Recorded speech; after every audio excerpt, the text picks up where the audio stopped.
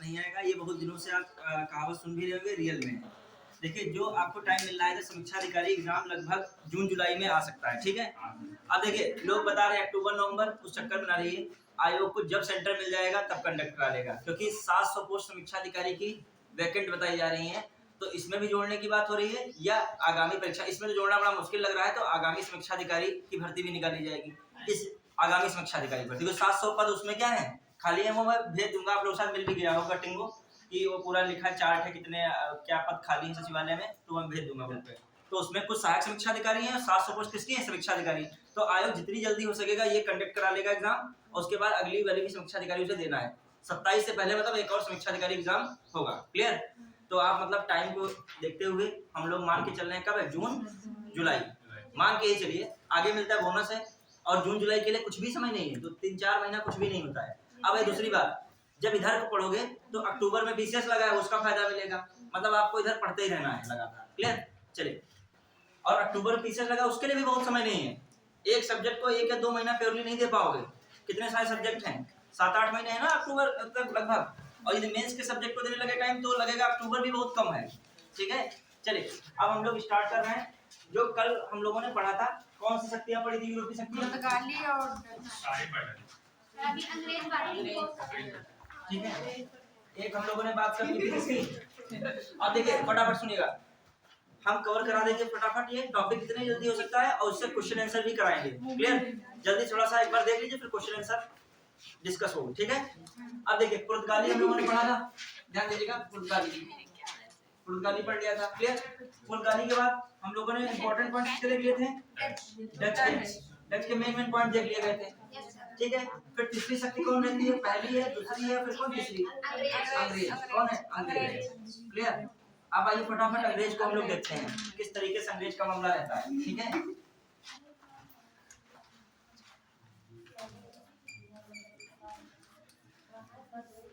अब देखिए अंग्रेज में क्या क्या मेन मैटर है। अंग्रेज में देखो है तो बहुत कुछ बताने का, लेकिन मेन पॉइंट्स अंग्रेजों में देख लीजिए क्या रहता है, क्लियर।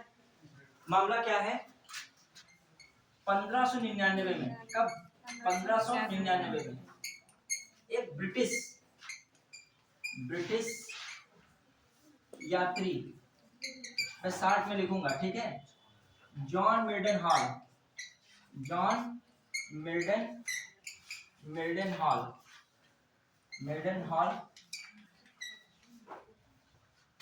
स्थल मार्ग से भारत आया था, स्थल मार्ग से भारत आया। एक क्वेश्चन इस पे आया था, तभी हमने इसको लिखाया है जॉन मिल्टन हॉल, क्लियर। तो स्थल मार्ग से आने वाला जो है ब्रिटिश यात्री कौन था, जॉन मिल्टन हॉल।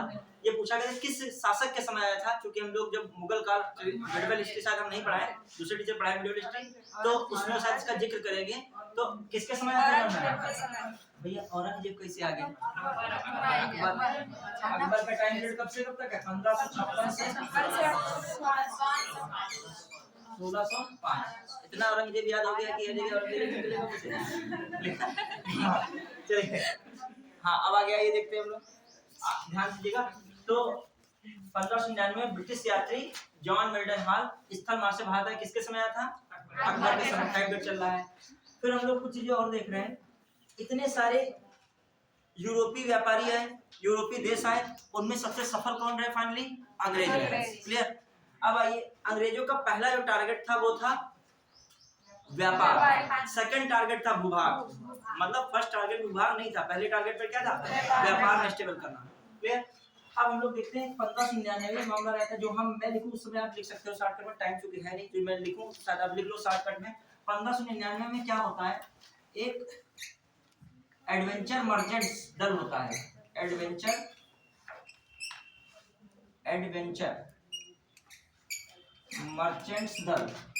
मर्चेंट्स दल, क्लियर। उसने East India company,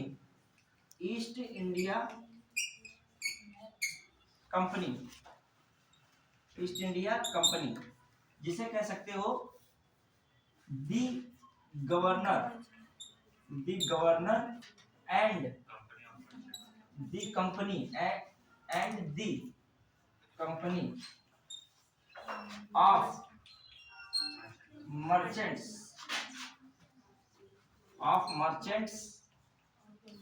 of trading into the East Indies की स्थापना की। स्थापना कर रही है वैसे यही कौन, एक एडवेंचर मर्चेंट्स ग्रुप, या कह सकते हैं एक मर्चेंट्स ग्रुप था, एक व्यापारी दल था। इसमें लगभग 217 व्यापारी थे। कितने व्यापारी थे? 217 व्यापारी का ग्रुप था ये। और इसी को दिसंबर 1600 में महारानी कौन है ब्रिटेन की? महारानी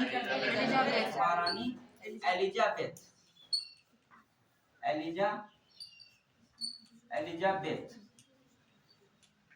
ने पूर्व के साथ, किसके साथ? पूर्व के साथ व्यापार, पूर्व के साथ क्या? व्यापार करने के लिए 15 वर्ष का अधिकार प्रदान किया।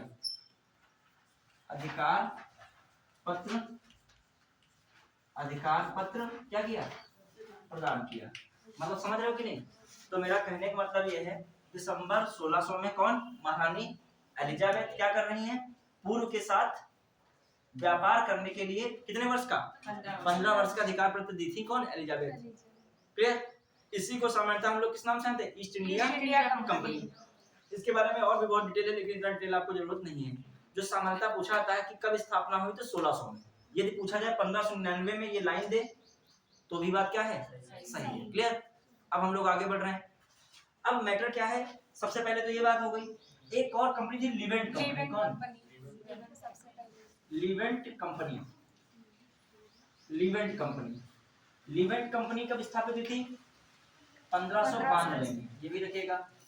तो ये क्या करती थी? विविध ब्रिटिश कंपनी थी। एक कैसी कंपनी थी? ब्रिटिश कंपनी थी।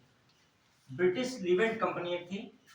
उसकी स्थापना कब हुई थी? 1592 में। ये स्थल मार्ग से व्यापार करती थी। किस मार्ग से? स्थल मार्ग से व्यापार। स्थल मार्ग से व्यापार, समझ रहा? तो क्वेश्चन है कि भारत में व्यापार करने के लिए स्थापित पहली ब्रिटिश कंपनी कौन थी? ऑप्शन में दे दे लिवेंट कंपनी, तो ब्रिटिश ईस्ट इंडिया कंपनी से पहले किसको टिक लगा? लिवेंट, क्योंकि वो स्थल और जल मार्ग कुछ कह नहीं रहा है। स्थल में कह रहा है तो 1592 का टाइम क्या है? पहले।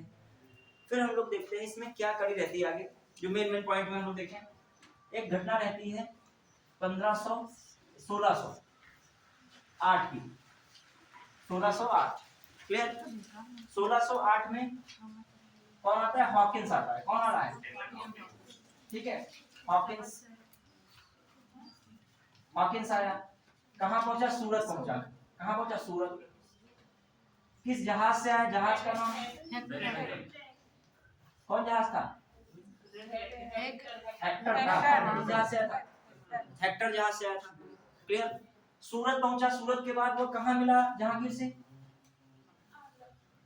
से मिला। जहां कहां पे? आगरा में। ऐसे समझ पा रहे? इस तरीके से डायग्राम से शॉर्टकट में समझ पाए कि नहीं? बजे 1608 में हॉकिंस। क्लियर? सूरत पहुंचा। किस जहाज से आया था? हेक्टर जहाज से। फिर वहां पर जहांगीर से वो कब मिल रहा है? आगरा मिल रहा है। जहांगीर से काफी प्रभावित हो जाता है। जहांगीर जब प्रभावित हुआ तो इसको 400 का मनसब दिया। कितने का मनसब दे दिया? जागीरदार दे दी। जागीर दी। क्या दी? जागीरें प्रदान की। 400 का मनसब दे रहा है, जागीरें प्रदान कर रहा है। साथ साथ कह रहा है आगरा में बस सकते हो। कहां बस सकते हो? आगरा में बसने की छूट दी कि आगरा में बस जाइए। साथ साथ इन्हें क्या दे रहा है? ये इंग्लिश खां की उपाधि क्या दे रहा है? इंग्लिश खां की उपाधि देता है। कौन? जहांगीर। प्लस इनका विवाह भी करा देता है। अर्मेनियाई स्त्री से एक विवाह भी कराता है। किसका विवाह कराता है? हॉकिंस का। क्लियर? तो ये सब कौन कर रहा है? जहांगीर। लेकिन इतना प्रभावित नहीं हो रहा है कि इनको बहुत सारी छूट दे दे, बहुत सारे जो है व्यापारिक कोठी स्थापित करने का अधिकार दे दे। हाँ अगर ये कथन है कि हॉकिंस तुर्की भाषा का अच्छा, अभी वो भी बताने जा रहे हैं। तो इसमें गलत होगा? नहीं, सही है। हॉकिंस तुर्की भाषा का ज्ञाता था। आयोग ने गलत माना था लेकिन वो सही था, उस पर बड़ा बहुत विवाद हुआ था। लेकिन हॉकिंस जो है तुर्की भाषा का अच्छा बोल लेता था, इसका मतलब ये तो नहीं ज्ञाता होगा। नहीं, ये सही था। तुर्की भाषा का ज्ञाता था, जो ज्ञाता होगा वो बोल लेगा, लिख भी लेगा। जैसे मैं कहूँ नहीं, वो तुर्की भाषा का ज्ञाता था। अल्बरूनी, संस्कृत, तुर्की सारी भाषाएं लगभग जो आती थी, तो ज्ञाता तो हो गई। हाँ, हॉकिंस का मामला माना जाएगा। ये सेंटेंस सही है, आयोग ने माना था, इस पर विवाद बड़ा हुआ था। लेकिन जो लिख लीजिएगा क्लाइंट, हॉकिंस तुर्की भाषा का क्या था? ज्ञाता था, तुर्की भाषा का जानकार था, लिखिएगा।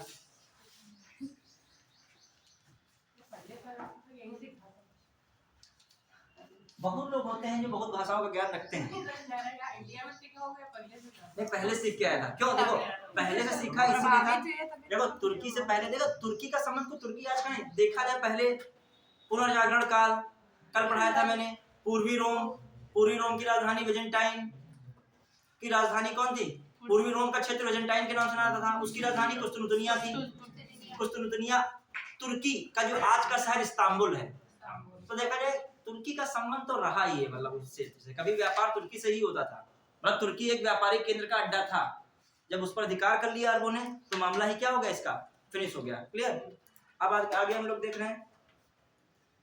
हाँ, अब देखिए कहाँ पे हम लोग थे। ये तो हो गया हॉकिंस के बारे में, हम लोगों ने बेसिक जो जानकारी थी। कब तक रुका भारत में? 1611 तक। कब तक रुका? मतलब इसका टाइम पीरियड रहता है हॉकिंस का 1611। जैसे अब ये 3 साल रुका लगभग।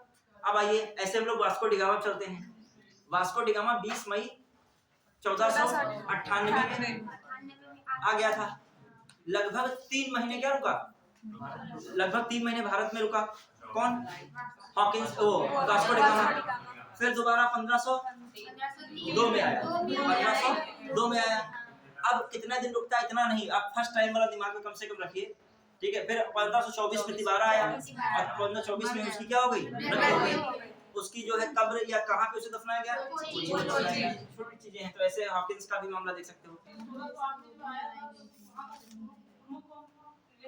हाँ, ये भी देख लीजिएगा। जेम्स प्रथम था, लिख लेगा। जेम्स प्रथम इसका राजदूत था। किसका राजदूत था ये? जेम्स जो है ब्रिटेन के शासक या ब्रिटेन के राजा या प्रिंस ने कहते हो। जेम्स प्रथम का दूत था। जेम्स प्रथम का दूत था।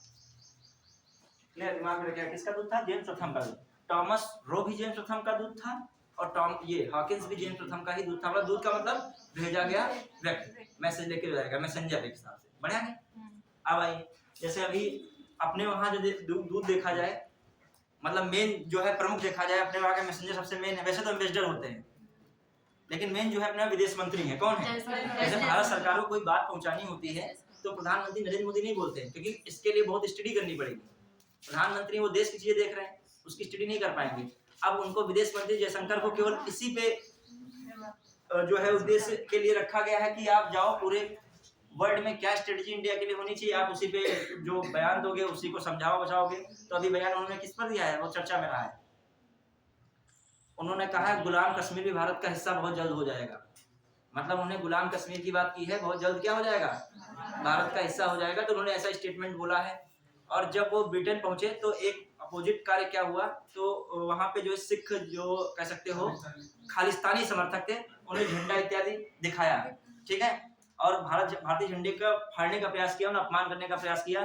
तो उन्होंने सीधी टिप्पणी की है कि ब्रिटेन से कहा है कि यदि आप जो ऐसी स्थिति करते हो तो आपके लिए अत्यंत निंदनीय है। उनको आपको क्या सुरक्षा में रखना चाहिए था, मतलब हटा के रखना चाहिए था। हमको ऐसी स्थिति ही नहीं आने देना चाहिए था कि वो लोग हमारे सामने आ सके।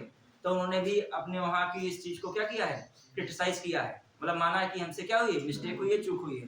क्योंकि यदि मान लीजिए नरेंद्र मोदी किसी देश के व्यक्ति को बुलाते हैं और फिर इस देश के प्रमुख के सामने कुछ भारतीय या कुछ लोग आके क्या कर दे, उनको अपमानित महसूस करा दे, तो फिर दोबारा वो आना व्यक्ति नहीं जाएगा। फिर वही व्यक्ति नहीं, फिर अन्य देशों पर मतलब पूरे वर्ल्ड पर इसका क्या पड़ेगा, प्रभाव पड़ेगा। तो ये चीजें गलत है, ठीक है। चलिए वो सब एक्शन लेते हैं तुरंत। इस मामले में कौन, प्रधानमंत्री नरेंद्र मोदी नहीं बोले इसको लिए, खुद ही कौन बोला, विदेश मंत्री। चलिए देखते हैं घटनाक्रम रोज रहता है, सब कुछ ना कुछ होता ही रहता है। हाँ देखिए अब हम लोग क्या देख रहे हैं, 1600 कब तक आ गए हैं, 8 तक। अब आगे बढ़ रहे हैं 1611 जो भी और चीजें होंगी उसको देखेंगे। अब देखिए 1608 में तो ये हो रहा है, लेकिन हॉकिंस इनसे प्रभावित तो हुआ, लेकिन उनको फाइनली अनुमति नहीं दे रहा है कि स्थायी फैक्ट्री क्या कीजिए, स्थापित कीजिए। एक स्वाली की लड़ाई होती है, कौन सी लड़ाई, स्वाली की लड़ाई लगभग 1611 के आसपास हो रही है। स्वाली पड़ता है सूरत के समीप, ये क्वेश्चन यहाँ से आ चुका है, सूरत के समीप, सूरत के समीप पड़ता है स्वाली। तो स्वाली की लड़ाई में अंग्रेज अधिकारी कौन थे, अंग्रेज अधिकारी कौन थे बताइए, अंग्रेज अधिकारी कौन थे, थॉमस बेस्ट। थॉमस बेस्ट ने पुर्तगालियों को पराजित किया।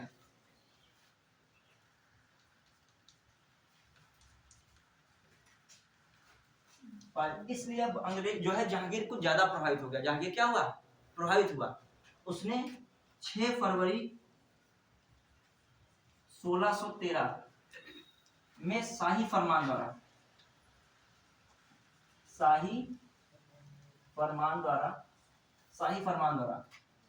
सूरत में अंग्रेजों को स्थायी व्यापारिक फैक्ट्री स्थापित करने का क्या दिया, अधिकार दिया। स्थापित करने का क्या दे दिया, अधिकार दिया। तब कौन दे रहा है शाही फरमान द्वारा, ये दे रहा है 1617 में कौन है, ये जहांगीर ही तो है। यहाँ पर कौन होगा, जहांगीर। समझ रहे हो कि नहीं। तो हमारा मतलब ये है। अब आ जाइए जो क्वेश्चन आ जाए, भारत में पहली स्थायी फैक्ट्री अंग्रेजों ने कब स्थापित की, 1613 में। कहां पर, सूरत में। क्लियर। अब आ जाइए जो कहा जाए भारत में पहला अंग्रेजी अस्थायी कारखाना कौन था, मसूलीपट्टनम। कौन है, 1611। ठीक है, मसूलीपट्टनम में क्या था, इसको भी लिख लेगा। 1611 में प्रथम अंग्रेजी अस्थायी कारखाना कहाँ स्थापित हुआ, मसूलीपट्टनम।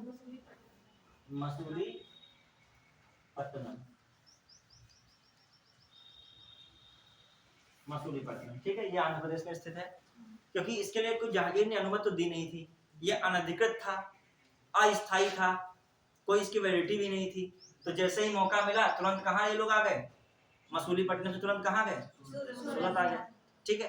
अब आ जाइए अगला हम किस्सा यहाँ पे देखते हैं। मेन पॉइंट बता रहे हैं कि अभी हम सीधे सीधे क्वेश्चन आंसर करें। जो पढ़ चुके उनके तो आराम है, जो कभी पढ़े नहीं है या पढ़े सीक्वेंस नहीं पढ़े तो उनको हर क्वेश्चन में जब फंसेंगे तो उनको इंटरेस्ट खत्म हो जाएगा क्वेश्चन आंसर से। अब आइए तो होता है जैसे आप सीधे सीधे कोई क्वेश्चन हम कराने लगे तो हर ऑप्शन को रटने का क्या करेंगे, प्रयास, हर ऑप्शन में ही रटने का प्रयास होगा। अब आइए इसके बाद की घटना क्या रहती है। 1615 में कौन आ रहा है, टॉमस रो। कौन आ गया था, टॉमस रो। लगभग कब तक रहता है, 1619 तक। कब तक रह रहा है, 1619। टॉमस रो ये भी किससे मिल रहा है, जहांगीर से। जहांगीर के साथ ये शिकार इत्यादि पे भी जाता था। जहांगीर का बहुत खास ये भी बन गया था। आगरा, अहमदाबाद, कई जगहों पर किसके साथ गया है, जहांगीर के साथ गया टॉमस रो। ज्यादा कुछ टॉमस रो में नहीं है। अब हम लोग देखते हैं अगला किस्सा क्या होता है। ये सब सही चल रहा है, ठीक है। अब आइए क्या हो रहा है आगे, कौन सा टाइम पीरियड सबसे इंपॉर्टेंट पड़ रहा है। देखिएगा अभी तक कहाँ व्यापारिक केंद्र उन्होंने स्थापित किए हैं, सूरत, मसूलीपट्टनम। क्वेश्चन आता है अंग्रेजों ने पूर्वी तट पर प्रथम व्यापारिक केंद्र कहां पर स्थापित किया और कब स्थापित किया, 1600। मैं कह रहा हूँ अस्थाई स्थाई का कोई मैटर नहीं है, स्थाई स्थाई शुरू में सब हो गया, अब तो जो कुछ करेंगे स्थाई करेंगे लगभग, ठीक है। मैं कह रहा हूँ कि पूर्वी तट पर प्रथम अंग्रेजी कारखाना कब और कहाँ स्थापित किया गया? 1633 में किया गया, बालासोर में। कहाँ किया गया? बालासोर, उड़ीसा। किसको भी लिखिएगा, 1633 कहाँ? बालासोर एवं हरिहरपुरा। एवं कौन है? हरिहरपुरा। मेन बालासोर याद रखेगा। कौन याद रखेगा?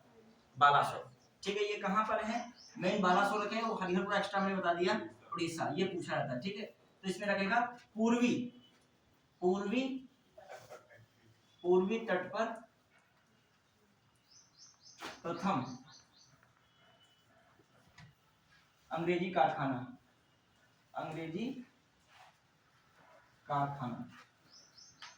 पूर्वी तट पर प्रथम अंग्रेजी कारखाना। क्लियर? अब आ जाइए, ये तो मैटर हो गया कब? 1633। इससे जस्ट पहले एक और घटना घटित हो रही है 1632 में, ठीक है। देखिए हम बहुत संक्षेप में बताएं, फिर भी ये पॉइंट्स बताने पड़ेंगे, मजबूरी है कि इतना भी संक्षेप नहीं बताओगे, सब कुछ संक्षेप में चला ही जाए, ठीक है। तो 1632 में ये जरूर क्वेश्चन आता है यहाँ से, गोलकुंडा के सुल्तान द्वारा सुनहरा फरमान जारी किया गया। किसके द्वारा? 1632 में गोलकुंडा के सुल्तान ने सुनहरा फरमान जारी किया। इसमें इनको 500 पैगोडा वहां की धनराज की गोलकुंडा में, उसको रुपया क्या कहते हैं? पैगोडा। 500 पैगोडा वार्षिक देना है। और इसके बदले में ये क्या है? गोलकुंडा के जो भी बंदरगाह हैं उन पर एकाधिकार मिल रहा है, व्यापारिक एकाधिकार। किसको मिल रहा है? अंग्रेजों को। तो आपको बस इतना दिमाग में रखना है, सीक्वेंस कभी कभी क्रोनोलॉजी सेट करने को आता है। तो गोलकुंडा का सुनहरा फरमान 33 से क्या हो रहा है? पहले हो रहा है, ठीक है। 33 से पहले हो रहा है कब? 32 में। क्लियर? फिर कुछ घटनाक्रम है और इम्पोर्टेंट, देखते हैं 1639 का। ये भी घटनाक्रम पूछा सकता है, यहाँ से क्वेश्चन आता है। 1639 में क्या हो रहा है? Francis day. कौन है? फ्रांसिस डे ने मद्रास पर, समझिएगा, फ्रांसिस डे ने चंद्रगिरी के राजा से मद्रास पट्टे पर लिया। कहीं कहीं आता है विजयनगर के प्रतिनिधि से क्या लिया? पट्टे। मद्रास की जमीन किस पर ली? पट्टे पर ली। अब उसी पर पट्टे पर एक लीज पर ली, बाद में उसी पर अधिकार कर लिया। उसी पर क्या बनाया? फोर्ट सेंट जॉर्ज किला बनाया। क्या बनाया? Fort Saint George. ये भी तो सीक्वेंस याद रखिएगा कब है? 1639। तो एक ये भी दिमाग में रखिएगा। क्या हो रहा है? फ्रांसिस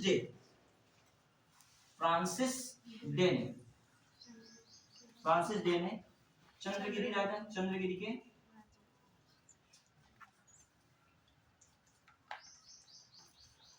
या कह लीजिए विजयनगर के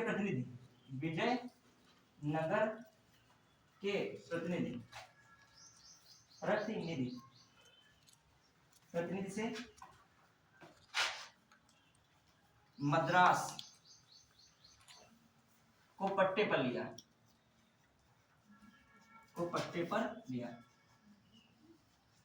और मैं आगे चाहता हूं तो इसमें आगे लिखेगा फोर्ट सेंट जॉर्ज किला का निर्माण किया गया। किसका निर्माण किया गया?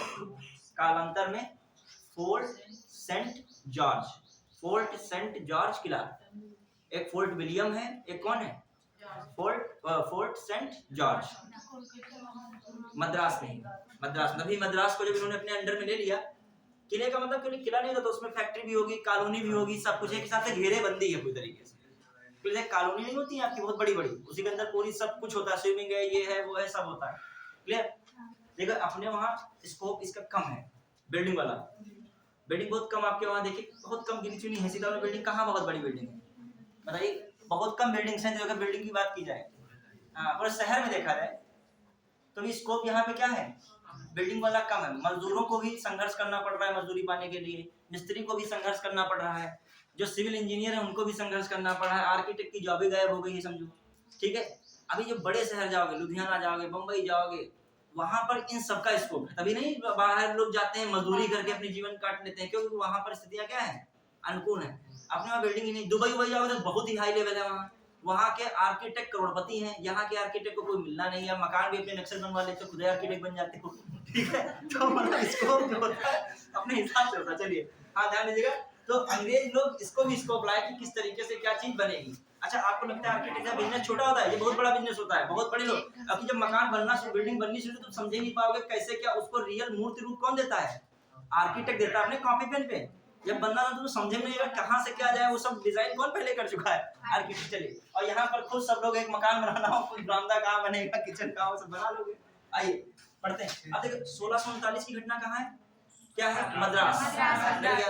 अब आइए अगला, अंग्रेजों ने बंगाल में कहां पर अपना व्यापारिक केंद्र स्थापित किया था? हुगली में किया था। कहां किया था? कब किया था? 1651। ये भी लिख लीजिएगा इसी सीक्वेंस में। कहां? 1651। हुगली में व्यापारिक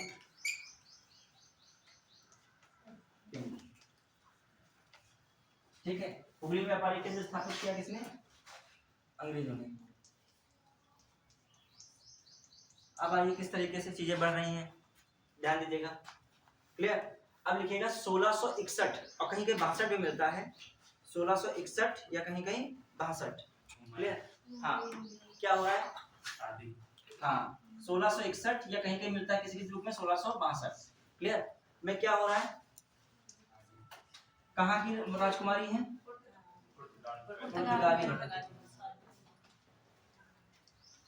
पुर्तगाली राजकुमारी, पुर्तगाली राजकुमारी कैथरीन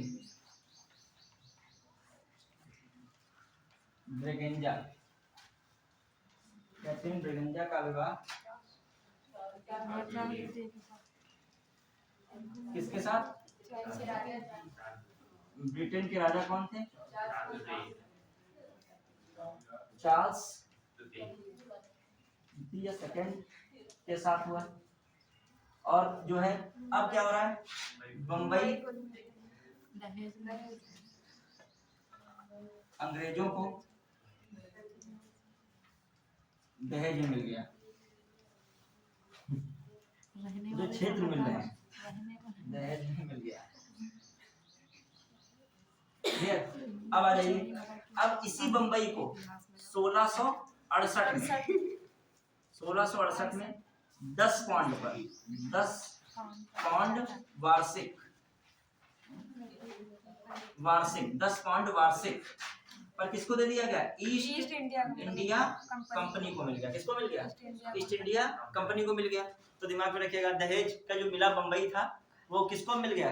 ईस्ट इंडिया। दो जगह से बढ़ता हुआ आया, पहले तो अंग्रेजों को मिला, अंग्रेजों ने किसको दे दिया? East India.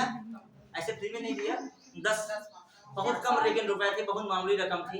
बंबई से उगाही बहुत ज्यादा हो सकती थी और देखा जाए बहुत कम रेट पर ले लिया गया। क्लियर? अब आइए मामला देखते हैं, ये सीक्वेंस में हम लोग चल रहे हैं। अब आगे घटना क्या घटित हो रही है ये भी देखिए, क्या क्या इंपॉर्टेंट चीजें और हो सकती हैं। कहीं के मिलता है 1686 और कहीं के 88। देखिएगा 1686 में हुगली में मुगल में उधर से कौन है? Aurangzeb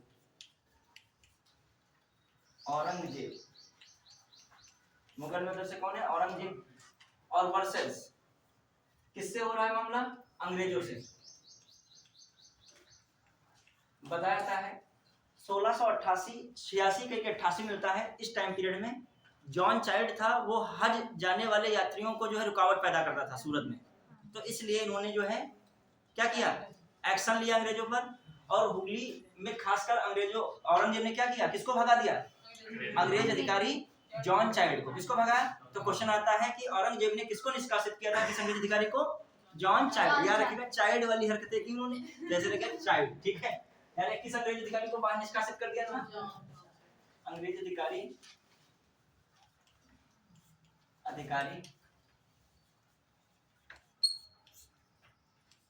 John child. निष्कासित किया, इनको क्या कर दिया, निष्कासित किया। क्लियर, इनको क्या कर दिया, निष्कासित किया। लिख पा रहे हो नए वाले जो स्टूडेंट हैं, छूट तो नहीं रहा है? बताइए, जो है बाद में वो आपको की स्थिति उत्पन्न करो, अपने में लड़ाई झगड़ा करो, ठीक है। हाँ फिर आइए, लिख रहे हो कि नहीं? जो नहीं लिख पा रहे हो तो हम ना लिखें, हम बोली के लिखाएं। नहीं सर, जो लिख रहे हो तो हम इस पे लिखें, उससे कुछ जो नए वाले लोगों के लिए लिख रहे हैं इसलिए कि वो बोल के लिखने में उनको दिक्कतें थी। कुछ लोग बता रहे थे कि यार हम हाथ नहीं चल रहा है, नसें सूजी जा रही हैं यहाँ से, ठीक है। मतलब इतना जो असल में गलती का जंग हाथों में लग गई, तुमने यूज किया ही नहीं, लिखना शुरू किया ही नहीं सही से।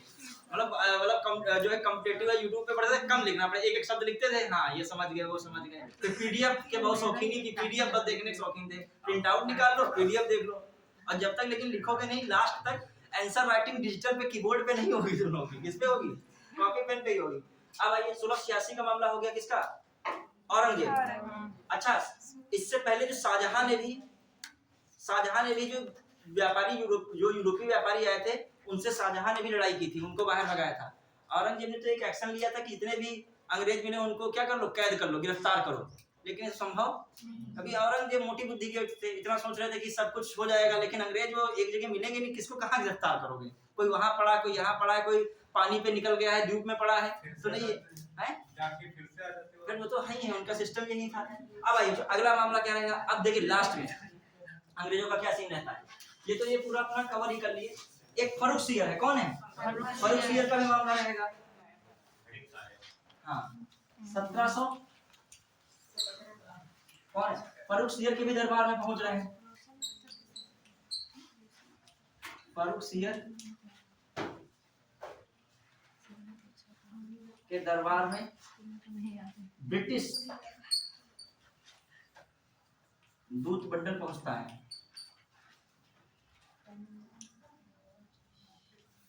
सुरमन इसके क्या होते हैं, ये नाम लेता है सुरमन। सुरमन के नेतृत्व में ब्रिटिश दूत मंडल पहुंचता है। सुरमन के नेतृत्व में कौन पहुंचता है, ब्रिटिश दूत मंडल, मतलब एक ग्रुप पहुंचता है। ये इसका मेन लक्ष्य क्या होता है, और रियायतें दीजिए, रियायतें क्या दीजिए, और रियायतें, मतलब रियायतें तो मिल ही नहीं थी व्यापारी, लेकिन एक इच्छा है जितनी भी रियायतें मिल जाए सब क्या है, कम है। अब आ जाइए, बताया जाता है कि इस दूत मंडल में एक व्यक्ति था विलियम हैमिल्टन। कौन था, विलियम, हाँ हैमिल्टन था, और वो क्या था, डॉक्टर है, ठीक है। बताया जाता है उसने फर्रुख सियर के कुछ बीमारियों को क्या कर दिया था, सही कर दिया था। पता है सामान्यतः उनके पाइल्स की समस्या थी, तो उसको उसने ठीक कर दिया था। किसको, जहांगीर, सॉरी फर्रुख सियर को। तो इन्होंने प्रसन्न होकर 3 जगह के लिए फरमान जारी किया। एक गुजरात, क्लियर, एक कहाँ, हैदराबाद, और सबसे जो इंपॉर्टेंट था वो कौन था, बंगाल। यहाँ पर मुफ्त, मतलब एक निश्चित रकम दे दीजिए, ठीक है, और एक निश्चित रकम के उपरांत जो है, एक निश्चित रकम के उपरांत क्या कीजिए, खूब ट्रेड कीजिए मुक्त रूप से, मतलब कोई भी उस पर टैक्स वगैरह नहीं लग रहा है, ठीक है। जो है ये किसका कथन है, back to nature. Back to nature किसका कथन है, रूसो का है कि प्लेटो का है, रूसो का है। हाँ, प्रकृति की ओर लौटा, तुमको देखो प्रकृति की ओर लौटा दिया गया है, ठीक है। मतलब कितनी अच्छी हवा मिल रही है, थोड़ी बहुत तो आंधी धूल भरी तो मिलेगी, ठीक है। हाँ अब आइए देखते हैं आगे, अब लू का मौसम आने वाला है ना, जब जलवायु पढ़े हो कि नहीं, इंडियन क्लाइमेट। हाँ तो मैं पूछूं उससे क्या कहाँ पे किसे क्या कहते हैं, सब मतलब जानते हो तुम लोग, ठीक। अब देखिए जो है लू आती है, नार्वेस्टर या काल वैसाखी आती है, चेरी ब्लॉसम आता है, ठीक है। तो ये सब किस समय आता है मानसून के, मतलब ये किस समय आता है, ये प्री मानसून की व्यवस्था है। जब क्या है, प्री मानसून, मतलब मानसून आने से पहले से। ये घुमावदार क्वेश्चन था तो उससे ये बना रहे हैं, ठीक है। अब देखिए चलिए जलवायु पे आइए, यही पे आ जाइए। जलवायु बहुत खतरनाक टॉपिक है अपने आप में, ठीक, समझना ज्यादा, लिखना उसमें कम होता है। अब देखिए ध्यान दीजिएगा, ये क्या है मामला, गुजरात हैदराबाद, इनका भी मामला क्लियर हो गया। अंग्रेज लगभग फिनिश है। अब जो कुछ अंग्रेज का मामला देखोगे, किसमें देखोगे, फ्रांसीसियों के साथ। किसको देखोगे, फ्रांसीसी। अब कब देखोगे फ्रांसीसियों के साथ, जब कर्नाटक के कितने युद्ध हो रहे हैं, 3, प्रथम कर्नाटक, द्वितीय कर्नाटक और तृतीय, उसमें मामला रहेगा किसका, अंग्रेज और फ्रांसीसी। अब थोड़ा सा किसको देख लीजिए, फ्रांसीसियों को, क्लियर। और जो भी इससे जुड़ा हुआ कोई पॉइंट आएगा वो दिमाग में आएगा, उससे रिलेटेड हम फिर बताएंगे। क्लियर? तो छूट जाएगा, फिर क्वेश्चन आंसर कराएंगे, जो कुछ बचा होगा उसमें निपट जाएगा। क्लियर? फिर आ जाइए, देखते हैं हम लोग। अब आइए थोड़ा सा फ्रांसीसी का मामला देखते हैं। फ्रांसीसी कोचिंग नहीं चलेगी। हाँ देखिए फ्रांसीसी का मामला देखते हैं। देखिए फ्रांसीसी में मामला क्या है बताइए, ध्यान दीजिएगा इसी पे। लुइस 14 14वां या 14, ठीक है। इसके शासन काल में क्या बन रही है? फ्रांसीसी ईस्ट इंडिया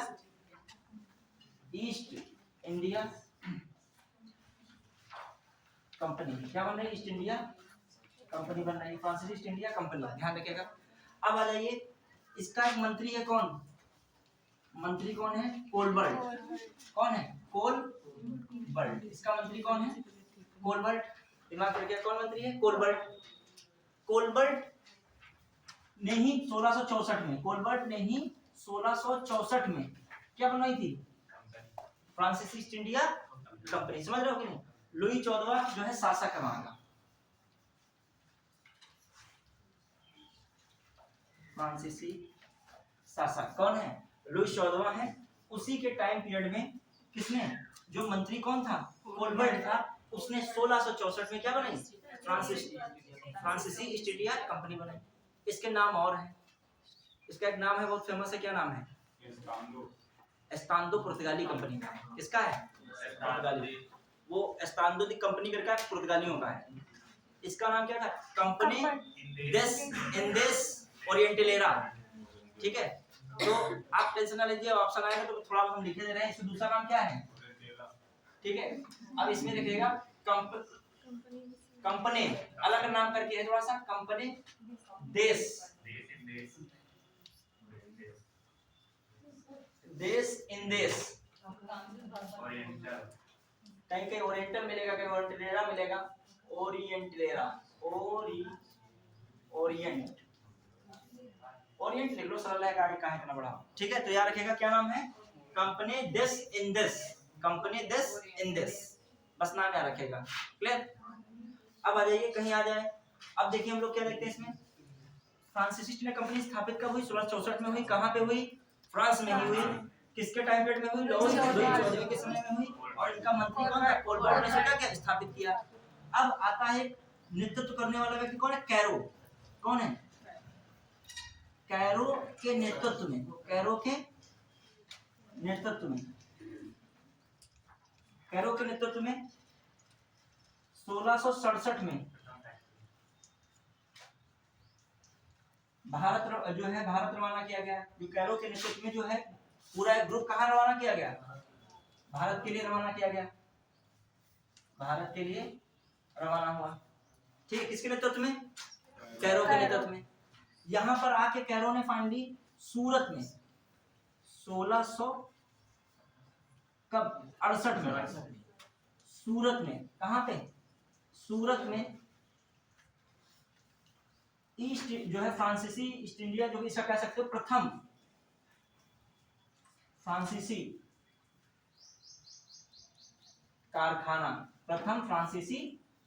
कारखाना स्थापित किया। समझ पाए कि नहीं?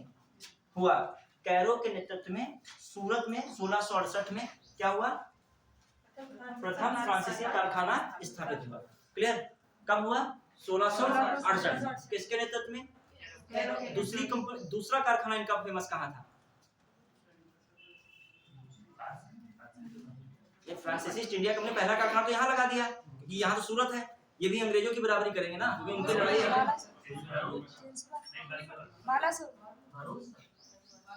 1669 में मसूलीपट्टनम में उन्होंने किया। कहाँ पे दूसरा कारखाना लगाया? इनकी दूसरी फैक्ट्री कहाँ लगी? दूसरी फैक्ट्री कहाँ लगी? पहली बार 1669 में लगी। अब कहाँ पे लगी? मसूलीपट्टनम।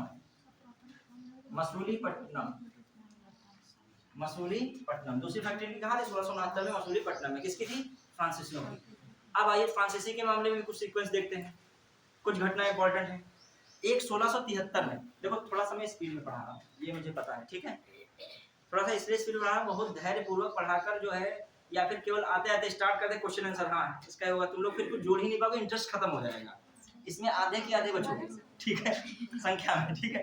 हाँ देखो, ये किसी से कहना आसान होता है कि ये कर दीजिए, मैं कह दूं चाप लीजिए, आप जो है स्पीड में इतना कवर कीजिए, आप मतलब पढ़ाते पढ़ाते अंग्रेजों से आ जाओगे, फ्रांसीसी पता ही नहीं चलेगा, कुछ चीजें फ्रांसीसी लिखा दोगे, फिर कुछ चीजें अंग्रेजी लिखा दोगे, तो सीक्वेंस से पढ़ाना अपने आप में क्या हो जाएगा, टास्क हो जाता है। और फिर जल्दी पढ़ाना, अभी कहानी हम बता नहीं पा रहे हैं, इसमें कुछ तो मन में सेटिस्फेक्शन नहीं हो पा रहा उतना, लेकिन ये भी जरूरी है कि इंपॉर्टेंट बातें सारी हुई जा रही है एग्जाम में। अब जो कुछ बचेगा क्वेश्चन आंसर में भी होगा। अब देखिए 1673 में क्या हो रहा है, फ्रांसिस मार्टिन है, कौन है सुनिएगा ध्यान से, 1673 में फ्रांसिस मार्टिन ने एक वेलिकोंडा क्षेत्र पड़ता है आंध्र प्रदेश में, आप लोग पढ़ा होगा, वेलिकोंडा की पहाड़ी, नल्लामाला की पहाड़ी, ठीक है, पालकोंडा, ये सब पढ़े। तो एक वेलिकोंडा क्षेत्र था आंध्र प्रदेश में, और वहां का सूबेदार था शेर खां लोधी। कौन था? शेर खां लोधी। शेर खां लोधी से पुदुचेरी गांव प्राप्त कर लिया। किसने प्राप्त किया? मार्टिन ने। किसने प्राप्त किया? फ्रांसिस मार्टिन ने। फ्रांसिस मार्टिन ने क्या प्राप्त कर लिया? पुदुचेरी गांव प्राप्त किया। किससे प्राप्त किया? शेर खां लोधी से। शेर खां लोधी कहाँ का प्रमुख था? वेलिकोंडा का।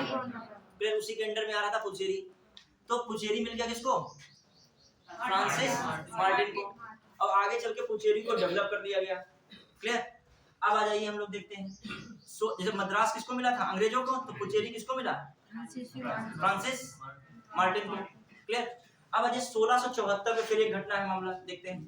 1674 में क्या होता है? बंगाल का सूबेदार, 1674 में बंगाल का सूबेदार शाइस्ता खां होता है। कौन होता है? ये वही शाइस्ता खां है। जब क्या होता है बताइए, शाइस्ता खां कौन? शिवाजी जब शाइस्ता खां को क्या करते? पराजित कर देते हैं। तो औरंगजेब शाइस्ता खां से इतना नाराज हो जाता है, कहता तुम हमारी आंखों के सामने मत पड़ो वरना तुम्हारा भी कत्लेआम हो जाएगा, ठीक है, इसे तुम बंगाल ही चले जाओ, जो कुछ सूबेदारी वगैरह करनी वही करो जाके। तो वही बंगाल में चला जाता है सूबेदार। कौन? शाइस्ता खां। एक चीज देखिए, औरंगजेब के समय जो मुगलों की सेना सबसे बड़ी हो गई थी, औरंगजेब के समय ही मुगल शासन लगभग पूरे भारत में हो गया था। क्योंकि जो इससे पहले के मुगल शासक थे उन्होंने गोलकुंडा, बीजापुर, बरार, ये सब चीजों को क्या कर दिया? छोड़ दिया। दक्षिण राज्यों को क्या कर दिया? छोड़ दिया था। लेकिन जो औरंगजेब था उसके मन में था जब हमें गद्दी मिलेगी तब हम ये गोलकुंडा, बीजापुर, ये सबको क्या कर लेंगे? कवर कर लेंगे। तो आपने मूवी भी देखी होगी, जब ये छावा, जिसने देखी हो, नहीं देखी हो देख लीजिएगा। तो उसमें छावा में एक बात कही जाती है, क्या कहता है? दक्कन पर मुझे राज करना है। कहां पर करना है? दक्कन पर। मतलब क्या है? दक्कन की प्रकृति से मुझे क्या है? पूरा उस पर राज करना है कि जो जो प्रकृति में चीजें आएंगी उनको भी हम जो है बख्शेंगे नहीं। देखो पहले के शासकों में क्या होता था, खासकर प्रजा से, उनकी राजा से लड़ाई यदि है तो उनकी प्रजा से भी लड़ाई है। यदि मतलब दक्कन से उनको नफरत है तो दक्कन के जानवर से, दक्कन के पेड़ से, दक्कन की लेडीज से, दक्कन के नौकर से, उनको सबसे। क्यों? क्योंकि वहां के किसी को भी मारोगे दर्द किसको होगा? दक्कन के राजा को। तो जब औरंगजेब वगैरह अपनी घटनाक्रम करता है तो देखिए औरंगजेब के समय ही गोलकुंडा वगैरह थे, डेवलप हुए थे। मतलब डेवलप क्या होता है? मुगल की सेना में शामिल हो गए थे। और औरंगजेब की पतन का कारण ही उसकी बड़ी सेना भी बन गई। अब इतनी बड़ी सेना रख ली, उसमें हिंदुओं की संख्या क्या हो गई? बढ़ती चली गई। अब हिंदुओं में किसकी संख्या बढ़ती चली गई? मराठों की। और जिस दिन मराठों को एहसास हुआ कि हम दूसरे की लड़ रहे हैं, खुद के लड़े तो ज्यादा बढ़िया रहेगा, तो उस दिन उसी सेना में क्या होने लगी? बगावत। 88 साल के लगभग एज पर कौन मरा? औरंगजेब। बुजुर्ग बहुत हो चुका था। औरंगजेब ऐसा बुजुर्ग हो चुका था, जो एक घुसा जो छावा फिर बना है ना, मार देता रियल में, वो तो 32 साल एज के थे। ये सब क्या है? जो छत्रपति लोग, ये सब लोग नई उम्र के जाते हैं। और औरंगजेब कितने हो चुका था? 80-85 साल। मतलब बुजुर्ग था बिल्कुल। जो है मूवी में तो थोड़ा बहुत और दिखा दिया, रियल में और ये बुजुर्ग होगा। 63 साल का उसका बेटा राजगद्दी बैठता है। 63 साल का उसका बेटा राजगद्दी। हाँ ये हाँ, मुअज्जम प्रथम, ठीक है, सालम प्रथम भी कहते हैं उसको। तो वो जब गद्दी 63 साल का बेटा बैठा तो पापा सोचो कितने साल तक गद्दी छोड़े होंगे, ठीक है। हमारी तरफ से तुम्हें एक लंबी आयु की शुभकामना, ठीक है, ध्यान दीजिएगा। हाँ देखिए, जब ये मामला हो रहा है मसूलीपट्टम। अब देखिए, अब हम लोग फ्रांसीसी को कहाँ देते हैं? तो दो बातें लिखे फटाक से, अब जगह नहीं इसमें। 1673 में लिख लीजिए इसको। 1673 में फ्रांसिस मार्टिन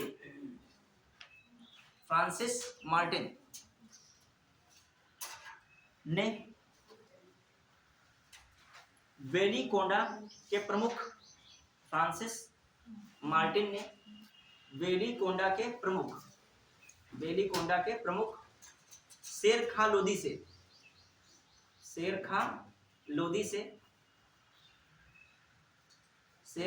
से पुलचेरी गांव प्राप्त किया। शेर खां लोधी पुदुचेरी गांव प्राप्त किया। क्लियर? छोड़ा तो नहीं किसी का? फिर ये नई लाइन लिखेगा 1600। अब इसलिए पुदुचेरी का संस्थापक किसे माना जाता है? लिखो एक लाइन। अब एक लाइन लिखो, सब में लिखेगा, एक बॉक्स बना लीजिएगा, उसमें लिखेगा गेरार्ड आंगियार। लिखिए गेरार्ड आंगियार, लिखो जो बता रहा हूँ, गेरार्ड आंगियार डैश लगा के लिखो। बंबई का संस्थापक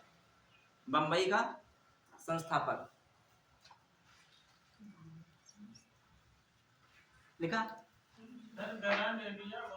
हाँ, बंबई का संस्थापक था। अभी तत्काल में समझ नहीं पा रहा हूँ क्या इसका बैकग्राउंड है। अच्छा, अब देखिए क्या है मामला, थोड़ा सा समय से आ जाओ, थोड़ा हो जाएगा। और दूसरी बात है, थोड़ा सा रेगुलर भी बने रहो, ठीक है? हाँ, क्लासेस की बैच जो है शेड्यूल डाला जाता है। कितने से लगती है क्लास? 10:30 से लगती है। 10:30 से पहली क्लास रहती है 12 बजे तक, और दूसरी रहती है कितने 12 से 1:30 रहती है, ठीक है?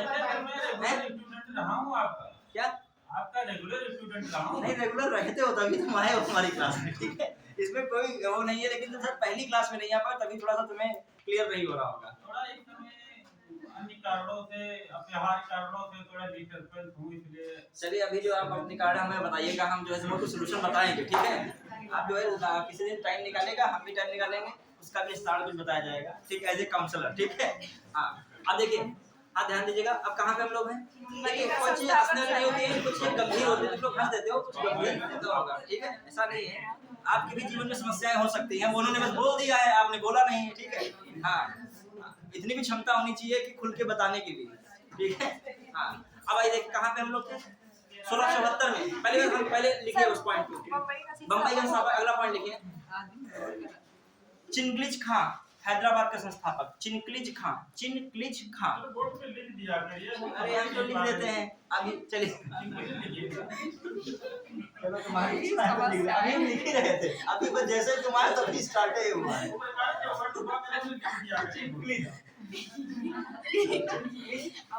आप ज्यादा देर चिनक्लिज खां, का संस्थापक हैदराबाद। हाँ, हैदराबाद का संस्थापक।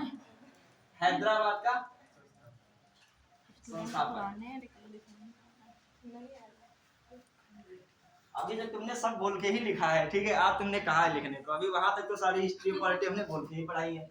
चलिए, अब देखिएगा अगला क्या है, एक दो और लिखिएगा। जॉर्ज चार्नक, इसको भी लिख लेगा, जॉर्ज चार्नक। किसका है? कलकत्ता का संस्थापक। कलकत्ता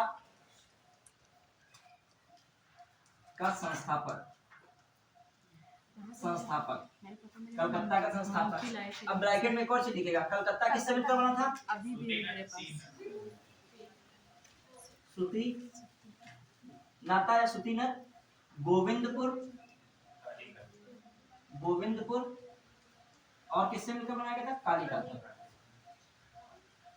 कालीकाता।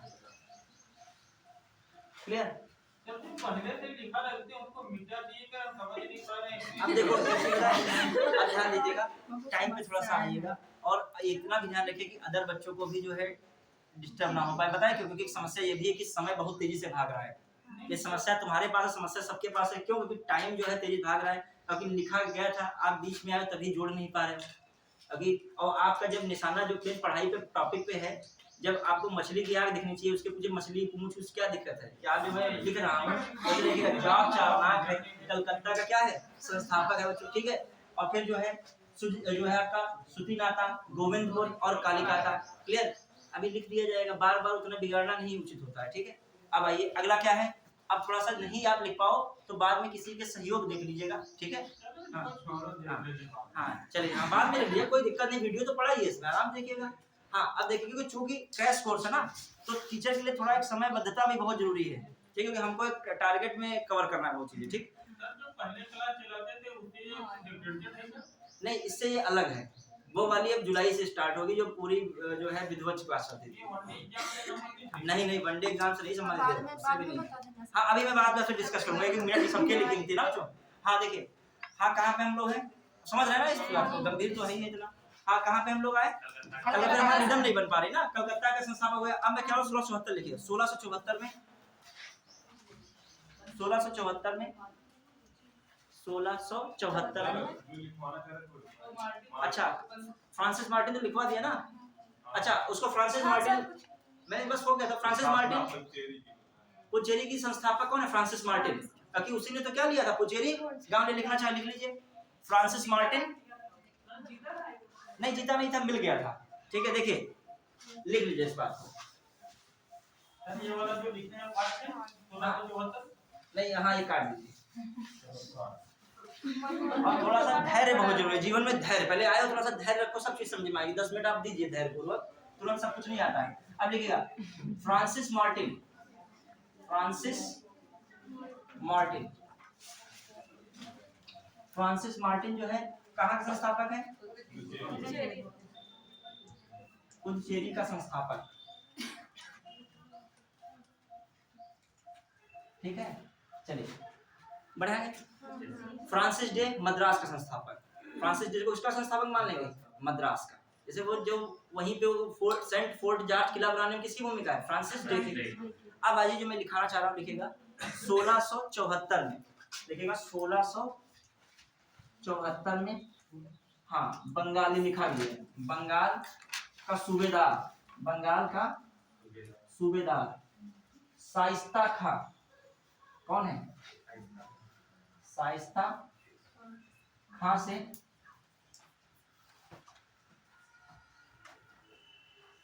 फ्रांसिसियो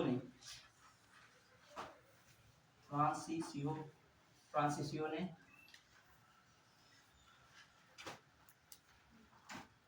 भूभाग प्राप्त किया, बंगाल में क्या प्राप्त किया, भूभाग प्राप्त किया, जहां 1690 से 92 में चंद्रनगर किसकी स्थापना की, चंद्रनगर की स्थापना की, चंद्रनगर की स्थापना, किसकी स्थापना हुई, तो याद रखिएगा 1690 से 92 में किसकी स्थापना हो रही है, चंद्रनगर की स्थापना हो रही है। किससे जमीन प्राप्त की थी, बंगाल का सूबेदार शाइस्ता खां, वो चंद्रगिरी के राजा अलग है और ये क्या है, चंद्रनगर है, ठीक है, ध्यान रखिएगा। अब इसी की जिम्मेदारी, इसी चंद्रनगर की जिम्मेदारी, देखिए इस चंद्रनगर की जिम्मेदारी किसको दी जा रही है, डुप्ले को वहां दी जा रही है, किसको दिया जा रही है, डुप्ले को, क्लियर। अब बाद में डुप्ले पूरी तरीके से क्या बन जा रहा है, प्रमुख हर जगह बन जाता है, लगभग क्या बन रहा है, फ्रांसीसी गवर्नर बन रहा है, कौन बन रहा है, फ्रांसीसी गवर्नर। अब थोड़ा समझते हैं हम लोग हैं, अब देखिए जैसे बेसिक चीजें थी हमने बताई। अब यहाँ पर जो चंद्रनगर का प्रमुख बनाया गया, बाद में सभी बस्तियों को क्या बना दिया गया, प्रमुख। अब आइए आगे चल के, अभी नहीं हो रहा है, 1731 के करीब इसका प्रमुख बन रहा है, कौन, डुप्ले। देखिए फ्रांसीसियों का भी क्या सीन था कि जो कंपनी स्थापित की थी उस पर नियंत्रण रखी थी फ्रांसीसी सरकार, और उसको विशेषाधिकार भी दिए थी, मतलब देखा जाए कंट्रोल उसका प्राइवेट सेक्टर के हाथों में कम था, गवर्नमेंट सेक्टर के हाथों में ज्यादा था, किसका, फ्रांसीसी ईस्ट इंडिया कंपनी का। और सरकार में ज्यादा जिम्मेदारी होती है तो सरकार इतना उसी को लेकर नहीं होती है, क्योंकि सरकार के पास बहुत सारे काम होते हैं। तो ब्रिटेन वगैरह क्या था, उसमें भी सरकार का हस्तक्षेप, लेकिन इतना हस्तक्षेप नहीं था। फ्रांसीसी में कुछ ज्यादा ही हस्तक्षेप किसका था, सरकार का। जैसे काउंट डी लाली वांडीवास के युद्ध में हार गए और बाद में फ्रांस में उनको बुलाया गया और मृत्युदंड की दी गई, सजा दी गई। सोचिए मतलब कितना ज्यादा एक्शन है उस पे, किसका। और वहीं अपने वहां देखोगे वारेन हेस्टिंग पर मुकदमा चलता है, बरी हो जाते हैं, कायदा राज्य के हित में उन्होंने कुछ फैसले लिए। जनरल डायर को क्या कर दिया जाता है, बरी कर दिया गया है। मतलब उनका थोड़ा सा मामला अपने अधिकारियों पर लचीला रवैया था, लेकिन इधर का था थोड़ा सा नियंत्रण ज्यादा ही था, किसका, फ्रांसीसियों का। अब समझते हैं कैसे क्या रहता है मामला। क्या है, प्रथम कर्नाटक युद्ध। द्वितीय कर्नाटक है, तृतीय कर्नाटक है, 3 मामले हैं। देखिए कैसे क्या रहता है। फ्रांसीसी और अंग्रेजों की लड़ाई एक दिन होना संभव था। कैसे? क्योंकि जो दक्षिण का क्षेत्र है उसमें अपना प्रभुत्व कौन बढ़ा रहा था? अंग्रेज। कैसे? खासकर किसके कारण? डुप्ले ने एक योजना बनाई जिसे सहायक नीति का संस्थापक कहा जाता है। क्या बनाई? यूरोपीय सेना को भारतीय राजाओं के खर्चे पर क्या रखना, मतलब अपने सैनिकों को भारतीय राजाओं के खर्चे पर रखना। अब भारतीय राजा खर्चा करेंगे क्यों? भाई उनको वादा किया जा रहा है कि कोई बाहरी आपके पड़ोसी देश या पड़ोसी राज्य कोई भी आप पर हमला करेगा, आपकी रक्षा की जाएगी, आपके आंतरिक मामलों में इंटरफेयर नहीं किया जाएगा। क्लियर? यदि आपको सेना की जरूरत पड़ेगी तो हमारी सेना आपके लिए क्या है? तत्पर है। मेरी जो रेजिडेंसी है आपको अपने साम्राज्य में रखनी होगी। बाद में सब उल्टा होता चला गया, इंटरफेयर खूब किया और पूरी कंट्रोल कर किसके पास आ गई?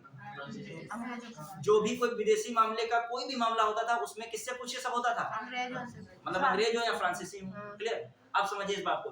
डुप्ले ने इस तरीके से अपनी शक्ति का विस्तार किया। अब उधर आ रहे हैं कौन? अंग्रेज।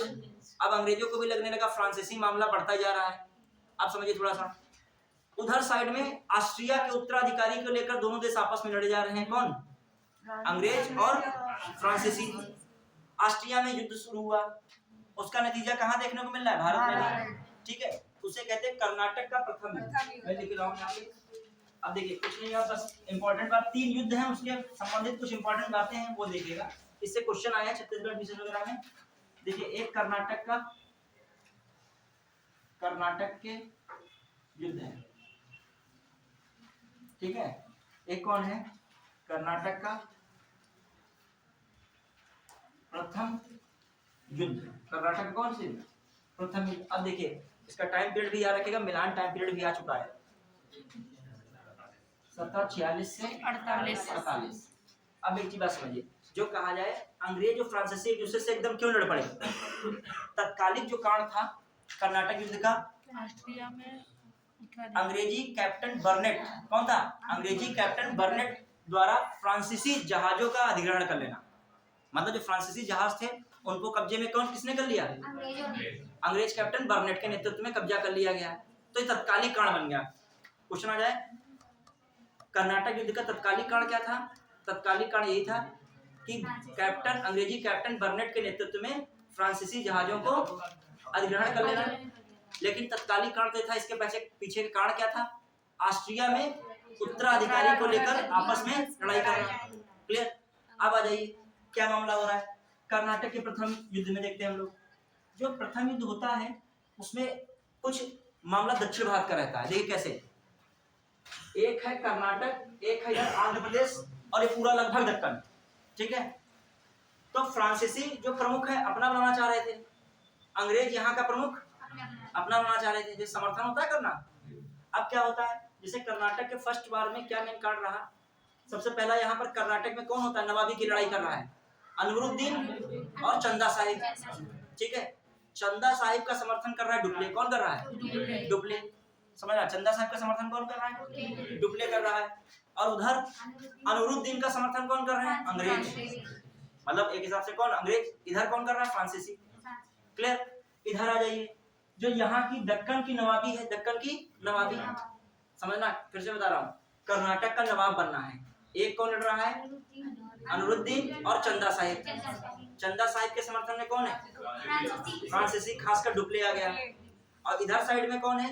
मुजफ्फर। उसके तरफ अनवरुद्दीन की तरफ कौन है? अंग्रेज। अब आ जाइए, साथ साथ डुप्ले जो दक्कन की नवाबी देना चाह रहा था, किसको देना चाह रहा था? मुजफ्फर जंग को। किसको देना चाह रहा था? डुप्ले। तो मुजफ्फर जंग का समर्थन करता है। अंग्रेज कह रहे थे कि अपने ही तरफ के किसी को व्यक्ति को देंगे जो हमारी इच्छा के अनुरूप क्या करे, कार्य करे। तो अब ये 3 नाम जरूर दिमाग में रखा, चंदा साहिब, एक अनवरुद्दीन और एक मुजफ्फर जंग। 3 का नाम बड़ा इंपॉर्टेंट है। तो पहला जो युद्ध जो कर्नाटक युद्ध हुआ उसमें हुआ क्या, समझना थोड़ा सा फिर से। यहाँ से ये तो मैटर है ही है, साथ साथ क्या हो रहा है, मद्रास क्षेत्र है बहुत इंपॉर्टेंट। यहाँ पर कौन है? मद्रास। मद्रास में मैटर क्या होता है, जो डुप्ले होता है मद्रास को जीत लेता है। किसको जीत लेता है? मद्रास को जीत लेता है। कैसे डुप्ले जीतता है? सारी सेना ऑस्ट्रिया के युद्ध में लड़ाई लड़ रही थी, बिजी थी अंग्रेजों की। जितने भी जहाज थे सब कहाँ लड़ाई कर रहे थे? ऑस्ट्रिया में। डुप्ले क्या करता है, मौका ढूंढता है। एक लाबुर्दने करके होते हैं, लाबुर्दने एक अधिकारी होते हैं, उनका सहयोग लेता है। और अंग्रेज गवर्नर चल रहे होते हैं मद्रास में, मोर्स। कौन चल रहे होते हैं? मोर्स को क्या कर देता है? पराजित कर देता है। कौन? डुप्ले। और 1546 में किस पर अधिकार कर लेता है? मद्रास पर क्या कर लेता है? अधिकार कर लेता है। कौन? डुप्ले। और मद्रास का जाना मतलब अंग्रेजों के लिए सबसे महत्वपूर्ण दक्षिण की क्षेत्र का चला जाना। लेकिन एक गलती इसने की, किसने? डुप्ले ने। मद्रास पे इसने फोकस किया, लेकिन भारत की कुंजी इसलिए कहाँ पे थी? बंगाल। ये इसने गलती की। वही रॉबर्ट क्लाइव कहता है दक्षिण में कुछ नहीं है, सब कुछ कहाँ पर है? बंगाल में। इन्होंने पूरा फोकस किस पे किया? मद्रास पर। अब समझिए, तो क्वेश्चन इसे बन जाए कि मद्रास को किसने अपने अधिकार में ले लिया? डुप्ले ने। कब ले लिया? 1546 में। किसके सहयोग से लिया? लाबुर्दने के सहयोग से। ठीक है। प्लस वहां पर कौन अंग्रेज अधिकारी था? 1746 की बात होगी। 1746। फिर आइए, कौन वहां पर अंग्रेज अधिकारी था? मोर्स। कौन था? मोर्स। ये पहली घटना हो रही है। क्लियर? ये पहली घटना हुई। बाद में होता क्या है, एक फ्रांसीसी और अधिकारी आता है, पैराडाइज। कौन आता है? पैराडाइज। समझिएगा, ये पूछा था सेंट थोमे का युद्ध। कौन सा युद्ध? 1748 में युद्ध कौन हो गया? सेंट थोमे का युद्ध। उसमें फ्रांसीसी अधिकारी पैराडाइज ने अनुरुद्दीन को पराजित कर दिया। किसको पराजित कर दिया? अनुरुद्दीन को। हाँ, सब मतलब अनुरुद्दीन का समर्थन कौन कर रहा है? अंग्रेज कर रहे हैं। कौन कर रहे हैं? अंग्रेज। अब आइए, सिंपल कर्नाटक तो पूरा मैं एक्सप्लेन भी नहीं कर रहा, बहुत बड़ी कहानी है, लेकिन मेन पॉइंट्स जैसे आ जाए तो पहला कुछ नहीं है, दिमाग पे रखना है आपको। क्या हो रहा है? मद्रास को अंडर में लेना चाह रहे हैं फ्रांसीसी, सीधे मतलब है। मद्रास के संस्थापक कौन थे? अंग्रेजी थे। ठीक है। अब मद्रास को कंट्रोल में कौन लेना चाह रहा है? फ्रांसीसी। तो उसमें मेन कौन पावरफुल व्यक्ति है? डुप्ले। डुप्ले क्या होता है? लाबुर्दने होते हैं, फ्रांसीसी अधिकारी होते हैं, उनको अपने पास बुला लेता है, कहता सहयोग करो। क्लियर? और एक कौन होते हैं? एक तो अपना ही है, और एक कौन? लाबुर्दने। और सामने कौन है? वहां का तत्कालीन गवर्नर मोर्स है। कौन अंग्रेजी गवर्नर? मोर्स। उसको इतना ज्यादा ये लोग पावर दिखा के आत्मसमर्पण करने के लिए मजबूर कर देते हैं। कौन? फ्रांसीसी। तो मद्रास को अपने अंडर में ले लिया। समझना ध्यान से, मद्रास को अपने अंडर में लिया। लेकिन होता क्या है, 1748 में एक्सला-सैपल की संधि होती है। वहां पर युद्ध समाप्त हो रहा है ऑस्ट्रिया वाला दोनों के बीच। तो कौन संधि हो रही है? एक्सला-सैपल की संधि।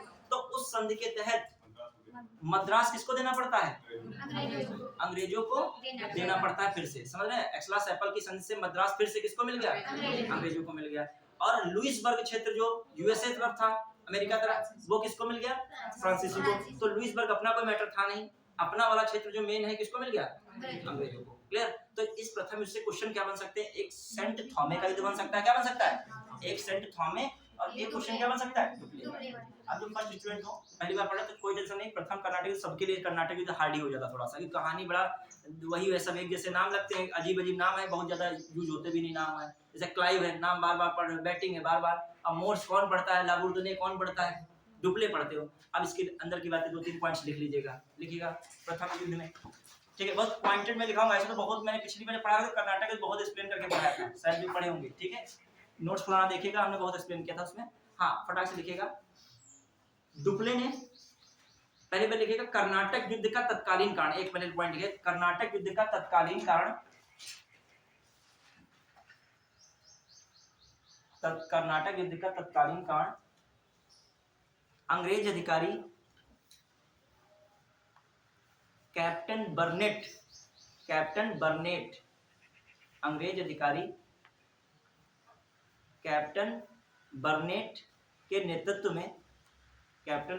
के नेतृत्व में फ्रांसीसी जहाजों का अधिग्रहण करना। फ्रांसीसी जहाजों का अधिग्रहण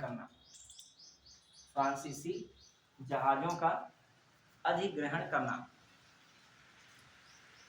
क्लियर? एक और पॉइंट लिखिएगा, कर्नाटक युद्ध अंग्रेज और फ्रांसीसियों के बीच लड़ गया। समझ पाया कि नहीं? लिखिएगा पॉइंट, कर्नाटक युद्ध अंग्रेज और फ्रांसीसियों के बीच लड़ा गया। ऑस्ट्रिया के उत्तराधिकारी को लेकर, लिखेगा पॉइंट नई लाइन में, के बीच लड़ा गया, लिखा किसके बीच लड़ा गया? अंग्रेज और फ्रांसीसियों के बीच। लिखेगा ऑस्ट्रिया के उत्तराधिकारी को लेकर, नई लाइन में, ऑस्ट्रिया के उत्तराधिकारी को लेकर अंग्रेज और फ्रांसीसियों के बीच, अंग्रेज और फ्रांसीसियों के बीच कर्नाटक के 3 युद्ध हुए।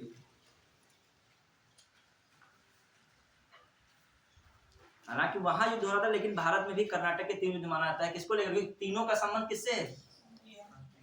ऑस्ट्रिया से लगभग। ऑस्ट्रिया वो राजकुमार को लेकर है, जो संधि वहां की होती है, प्रभाव कहाँ पड़ता है, इसीलिए मैं उसको लेकर लिखा रहा हूँ। क्लियर? अब आ जाइए, पहला युद्ध लिखिएगा, कौन है? कर्नाटक का प्रथम युद्ध डालिएगा, उसमें हेडलाइन डालिएगा कर्नाटक का प्रथम युद्ध, कर्नाटक का प्रथम युद्ध। फिर लिखा कर्नाटक का प्रथम युद्ध के बाद लिखेगा पॉइंट में क्या है इसमें घटित हुआ है। फटाफट पॉइंट मैंने क्या समझाया था उसमें। सबसे पहला काम किसका रहा है? डुप्ले। लिखेगा डुप्ले ने लाबुर्दने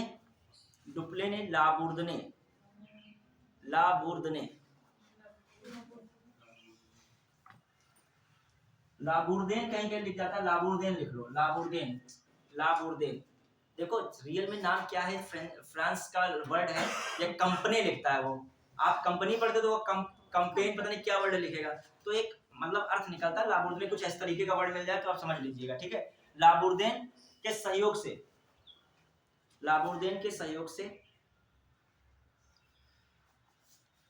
मद्रास के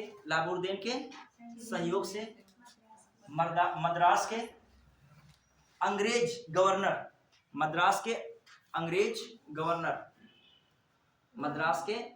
गवर्नर मोर्स को आत्मसमर्पण के लिए मजबूर करता है। सर मोर से लिख दीजिए।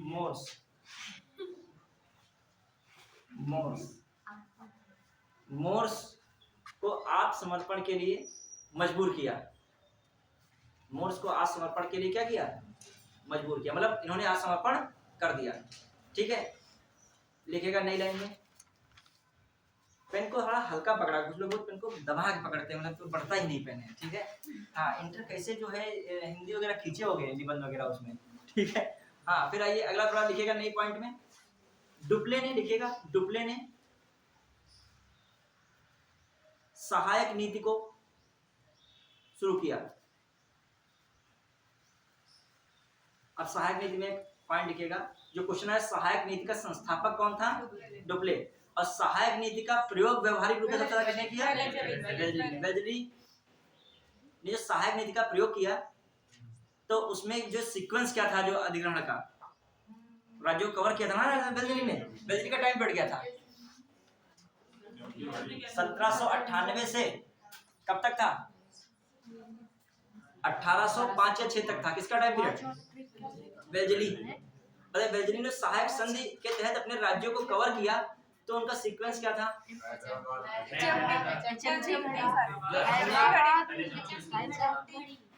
जो देखिए कभी कभी प्रश्न बन जाता है, समझना ध्यान से, ध्यान दीजिएगा। यदि वो कह रहा है कि उसमें ऑप्शन दे दिया उसने अवध, समझना ध्यान से, तो अवध हो जाएगा। लेकिन अवध जो था वेलेस्ली के समय नहीं हुआ था, वो पहले ही हुआ था। मतलब जब सहायक नीति तो किसने शुरू कर दी थी?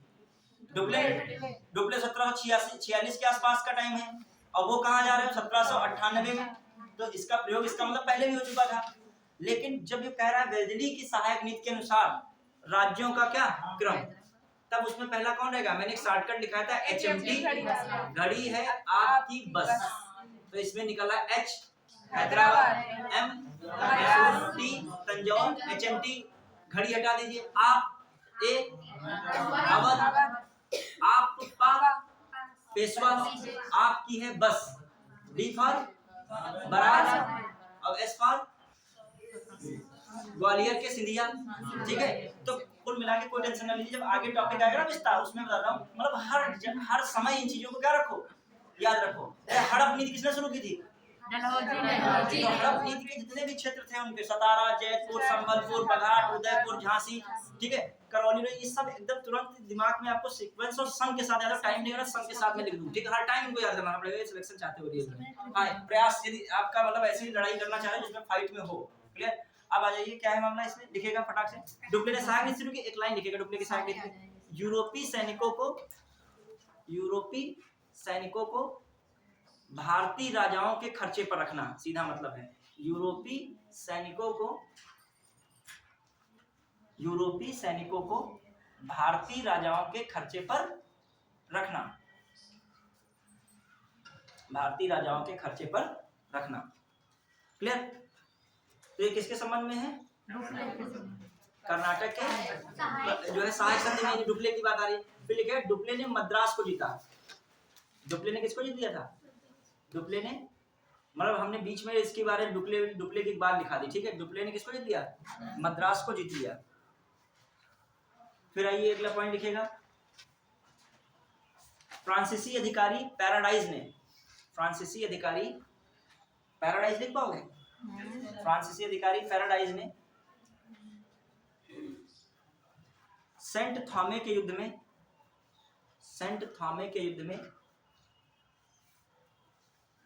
का ब्रैकेट लिखेगा 1748। सेंट थॉमे के युद्ध में ब्रैकेट में 1748 युद्ध में किसको पराजित किया, अनवरुद्दीन को पराजित किया। कर्नाटक के नवाब अनवरुद्दीन को पराजित किया। अनवरुद्दीन, नाउन पे ज्यादा फोकस मत किया करो, नाउन थोड़ा बहुत गलत भी हो जाएगा। अनवरुद्दीन, लेकिन रा वा हिंदी का पेपर नहीं जो आपका चेक किया जाएगा इतना ज्यादा।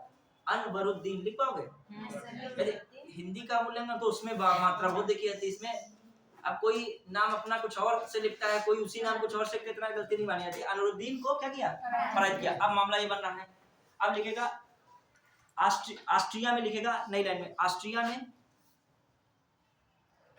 फ्रांसीसी और अंग्रेजों के बीच, ऑस्ट्रिया में फ्रांसीसी और अंग्रेजों के बीच युद्ध समाप्त होने पर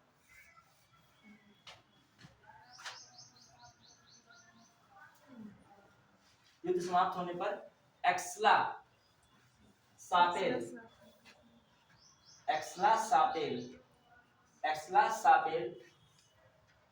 क्या कहते, सापले लिख देता है, ठीक है, एक्सला सापेल या सापले, ठीक है, एक्सला सापेल की संधि हुई।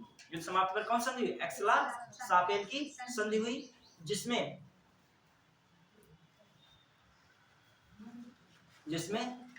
मद्रास पुनः अंग्रेजों को मिल गया।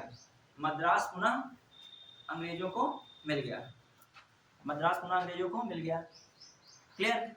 तो आप दिमाग में रखोगे, मद्रास किसको मिल गया, अंग्रेजों को मिल गया, क्लियर। तो कौन सी संधि के साथ, और ये भी प्रथम कर्नाटक युद्ध की संधि का समाप्त हुआ, एक्सला सापेल की संधि। दोनों जानते हो, जिस 48 तक मैंने सन लिखा था, 48 में कौन संधि हुई, एक्सला सापेल की संधि।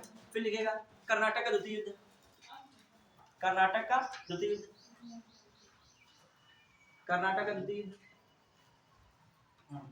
उसमें लिख देगा कब है, उसका टाइम पेट आगे लिखेगा 1749 से 54, 1749 से 54 ये लिखेगा। इसमें लिख दीजिए भैया, जो बात कर रहा बाहर कर लीजिए जाके। हाँ, लिखेगा इसमें क्या है मामला, 1749 से 54 के बीच में कौन है, कर्नाटक का द्वितीय युद्ध। इसमें क्या मामला है, देखिएगा यहाँ से, इसमें किस किस की सेना की लड़ाई हो रही है, लिखिएगा उसमें, लिखिए कर्नाटक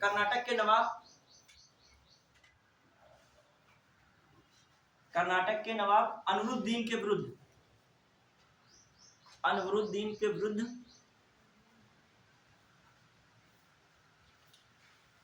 फ्रांसीसी गवर्नर डुप्ले, कर्नाटक के नवाब अनवरुद्दीन के विरुद्ध फ्रांसीसी जो है कौन है, फ्रांसीसी गवर्नर डुप्ले, चंदा साहिब, मतलब इनको कर्नाटक की नवाबी देना चाह रहा है। किसको देना चाह रहा है, चंदा साहिब तथा मुजफ्फर जंग की संयुक्त सेना थी। मतलब किसके विरुद्ध, कर्नाटक के नवाब अनवरुद्दीन के विरुद्ध। ठीक है, अनरुद्दीन मारा गया, लिखिएगा अनरुद्दीन क्या किया गया, मारा गया, अनरुद्दीन मारा गया। अभी तक अनरुद्दीन उसमें पराजित ही हुआ था, मारा फाइनली कब गया, इधर मारा जा रहा है किसमें। और अब ये लाइन लिखेगा, उसके आगे इतनी घटना लिखिए, उसके आगे लिखा अंबुर का युद्ध, लिखेगा अंबुर या कहीं कहीं अंबर मिलता है, कहीं कहीं अंबुर का युद्ध, युद्ध, हाँ, या अंबर का युद्ध, क्या लिखते हैं, अंबर का युद्ध, अंबर का युद्ध। और इसको लिखेगा इसी में 1749, ब्रैकेट में क्या लिखेगा 1749 में, क्या बोला, अंबुर का युद्ध या अंबर का युद्ध 1749। तो इसको क्वेश्चन पूछ लेता है, सीक्वेंस में आ चुका है क्वेश्चन, ठीक है। तो इस 49, ठीक है, 1749 हो गया, क्लियर। तो ध्यान रखिएगा, तो ये हो गया मामला फिनिश। लेकिन आगे चल के कौन आ रहा है, रॉबर्ट क्लाइव, कौन आ रहा है, रॉबर्ट क्लाइव बताया था 500 से अधिक सैनिकों के साथ कर्नाटक और धारवाड़ क्षेत्रों का उस पर कब्जा कर लेता है, ठीक है।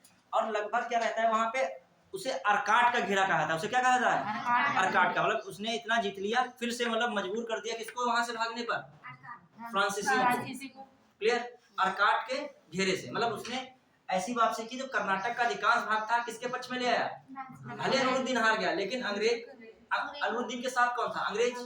तो अनरुद्दीन हारने के बावजूद भी फाइनली कौन जीत रहा है, अंग्रेज जीत रहे हैं, मतलब कौन जीत रहे हैं, अंग्रेज जीत रहे हैं। अब यहाँ से किसको बुला लिया था, जब किसका वर्चस्व बढ़ने था, अंग्रेजों को, तो डुप्ले से नाराज होते हैं जो फ्रांसीसी, और उसको कहाँ वापस बुला लेते हैं, फ्रांस बुला लेते हैं। ये सबसे बड़ा गलत फैसला था किसका, फ्रांसीसियों का। थोड़ी सी असफलता पर जो है किसी को क्या किया जाना, वापस बुलाया जाना सही नहीं था। डुप्ले कुछ और भी करता है यहाँ पर, जब उसको बुला ही लिया तो बात ही खत्म। अब अंग्रेजों का क्या हो जाता है, विस्तार होता है। अब लिखेगा एक और यहाँ पे संधि लिखेगा, कौन सा संधि हो रही है, चोर में 1755 में लिखेगा, 1755 में सीधे से लिखेगा पौंडचेरी की संधि, 1755 में पौंडचेरी की संधि।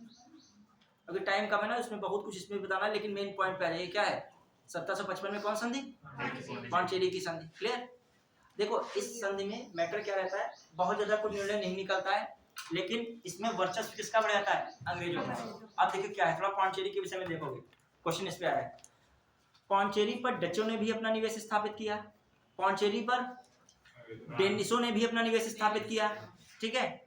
और पौंडचेरी पर किसका नियंत्रण रहा, फ्रांसीसियों का, कब से, 1673, मैंने बताया पौंडचेरी गांव को लिया था फ्रांसिस मार्टिन ने, तो 1673 में किसके नियंत्रण में रहा, फ्रांसीसियों के, समझना। अब आइए 1793 में फ्रांसीसियों से अंग्रेजों ने पौंडचेरी क्या कर लिया, फाइनली ले लिया, फाइनली ले लिया कब, 1793 में। और फिर एक आगे चल के 1814 में फिर से पौंडचेरी किसको मिल गया, फ्रांसीसियों को। आप इसमें घबरा गए होंगे, हम समझ रहे हैं कि बहुत हौच-पौच हुआ, लेकिन क्वेश्चन ऐसे ही आया था एक। तो कहने का मतलब पौंडचेरी एक ऐसा क्षेत्र रहा है जहां पर डच हो, डेनिश हो, और अब कौन है, अंग्रेज हैं, और यहाँ पर कौन है, फ्रांसीसी है। तो जो पौंडचेरी बताया, कुछ लाइन लिख लो, इस पे क्वेश्चन आया, शॉर्ट में लिख लो पौंडचेरी पे क्वेश्चन टाइप में, ठीक है। आए तो पॉइंट हो आपके पास, लेकिन जो मैंने बताया थोड़ा पॉइंट में लिख लीजिएगा। पौंडचेरी पर डचों एवं डेनिशों ने व्यापारिक केंद्र स्थापित किए, पौंडचेरी में डचों एवं डेनिश ने, डेन ने, डच एवं डेन ने व्यापारिक केंद्र स्थापित किए।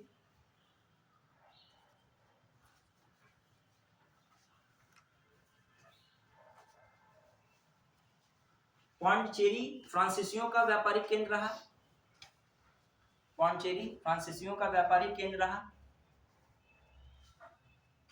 देखो जब फ्रांसिस मार्टिन ने पौंडचेरी को अपने में मिला लिया था, उसको एक समृद्धशाली क्षेत्र बनाया, तो वहां पे फोर्ट लुई किला बनाया था। कौन किला बनाया था उसने, फोर्ट लुई किला कहाँ था, पौंडचेरी में, फोर्ट लुई की बात कर रहा हूँ, ठीक है। और जो ब्रैकेट में 1673 लिख लेना, क्या लिख लेना, 1673, उसी के ब्रैकेट में 1673। क्यों, क्योंकि 1673 में क्या था, फ्रांसिस मार्टिन ने अपने कवर में इसको लिया था, क्लियर। फिर उसी में पौंडचेरी क्या कहीं लिखेगा, फ्रांसिस मार्टिन ने फोर्ट लुई किला बनाया। फ्रांसिस मार्टिन ने कौन सा किला बनवाया था, यहीं पे फोर्ट लुई का किला बनवाया, फोर्ट लुई का किला बनवाया। फोर्ट लुई का किला बनवाया। क्लियर? तो ये अब क्या मामला हो गया, कहाँ की बात कर रहे हैं, पौंडीचेरी की। फिर लिखेगा एक पॉइंट इसमें, 1793 में 1793 में पौंडीचेरी पर अंग्रेजों का अधिकार हो गया। 1793 में पौंडीचेरी पर अंग्रेजों का अधिकार हुआ। 1793 में पौंडीचेरी पर अंग्रेजों का अधिकार हुआ। क्लियर? फिर लिखेगा 1814 में 1814 में पौंडीचेरी पुनः अंग्रेजों को प्राप्त हुआ। पौंडीचेरी पुनः अंग्रेजों को फ्रांसीसियों को प्राप्त हुआ। 1814 में पुनः 1814 में पौंडीचेरी पुनः फ्रांसीसियों को प्राप्त हुआ। फाइनली लास्ट में कौन छोड़ा है, फ्रांसीसियों ने ही किसको छोड़ा है, पौंडीचेरी को छोड़ा है। क्लियर? तो इस पे क्वेश्चन आया था, लगभग सभी पॉइंट देखे जाएं तो क्वेश्चन रिलेटेड मैंने बताए। अब आ जाइए, कहाँ पे हम लोग थे, कर्नाटक का कौन सा युद्ध, कौन सा, क्लियर? तृतीय हो गया ना, तृतीय में लिखे, बहुत इंपॉर्टेंट लिखे तृतीय। अब तृतीय में लिखा रहा, देखो एक चीज जीवन बताइए, सबसे पहली बात जो है, ये सिविल की तैयारी कर रहे हो, थोड़ा जीवन में धैर्य हो सबके, मजाक नहीं कर रहा हूँ, यही से एंड हो जाएगा। अरे मतलब यही लास्ट क्लास है शेड्यूल की। और देखिए बाकी चीजें कोऑर्डिनेटर से पूछिए, जिसके लिए वो नियुक्त है, वो वही बता सकते हैं कब कौन क्लास है क्या है। ठीक है, 2 ही क्लासेस में चल रही है। और सुनिएगा, एक चीज सुनिए, मेन बात है, जीवन में धैर्य बहुत जरूरी है। नहीं तुम्हारे लिए नहीं बता रहा, सबके लिए बता रहा हूँ। जब ये कोऑर्डिनेटर नहीं थे, जिस प्रकार से आप पढ़ाते थे चले जाते, कोऑर्डिनेटर तो बाद में बने। अच्छा चलिए, जो भी हो, आप उनका व्यक्तिगत मामला है, तुम्हारा ठीक है, तो आप जो है उनसे बात कर लीजिएगा। अब देखिए थोड़ा सा समय कम है, मैं आपसे बाद में बात करूँगा, ठीक है बात, ठीक है। और यदि कोई समस्या तो मुझे बात बताइएगा। एक चीज समझिए, जीवन में धैर्य में क्यों बता रहा हूँ, धैर्य इसलिए बहुत जरूरी है, कहीं भी जाओ, कोई भी फंक्शन में जाओ, तुरंत आपने एक पूरी खाई, ठंडी लगी, तुरंत फैसला लिया खाना तो बेकार है। उसके बाद बहुत गर्म पूड़ी आई, आप खा ही नहीं पाए, तुमने बस एक पूड़ी छोड़ के ठंडी चले गए। यहाँ पहले दिन आया, तुमने इंफ्रास्ट्रक्चर देखा कि यही है, रियल में भी जब स्मार्ट क्लास में पहुंचोगे तुमको बहुत अच्छा वहां लगेगा। अभी तुमने आके एक ही दिन फैसला ले लिया। पढ़ाई की चीजें एक ही दिन में तुम टीचर को जज कर ले, नहीं हो सकता। क्यों? क्योंकि तुम शायद बीच क्लास में बैठे हो, शायद वो तारतम्यता तुम्हारे में नहीं बन रही हो। तुमको कोई भी चीज होगी तो पहला, जब क्रिकेटर भी मैच देखते हो, पहली बॉल उसको भी नहीं समझ में मौका लगता आती है, तो थोड़ा सा क्या करता है, वेट करता है, जब बॉल अच्छी मिलेगी या थोड़ा समझ में आएंगे तब पिच पे टिकेंगे, रन बनाएंगे। थोड़ा पेशेंस जरूरी। लाइब्रेरी गए, पहले दिन डिसाइड कर लिया गर्मी बहुत ज्यादा है, एसी नहीं यहाँ चल रही है, क्या है क्या नहीं, अब मतलब उस दिन दुनिया का सबसे गर्म दिन हो और उसी दिन तुम पहुंचे हो, अगले दिन बहुत सुहावना मौसम हो, एसी भी ठंडक दे रही है और वहां के आराम से पढ़ रहे हैं, बढ़िया सिलेक्शन ले रहे हैं। ठीक है, तो ये सब चीजें मायने रखती है, तभी इसलिए क्या रखो, धैर्य थोड़ा। अब आ जाइए 1700, आप पढ़ने आए, पहले दिन आए, धैर्य, आप बीच में और फिर तुम बराबरी करोगे, जो पहले से पढ़ते स्टूडेंट आ रहे हैं उनकी क्या करने लगोगे, नहीं कर पाओगे बराबरी। थोड़ा सा उन्होंने टाइम दिया है तब बराबरी करोगे। हाँ, अब ये 17 लिखे, तीसरा कर्नाटक का तृतीय युद्ध लिखे 1756 से 63 लिखेगा, इसे सप्तवर्षीय युद्ध कहा था। ये कौन सा है, कर्नाटक का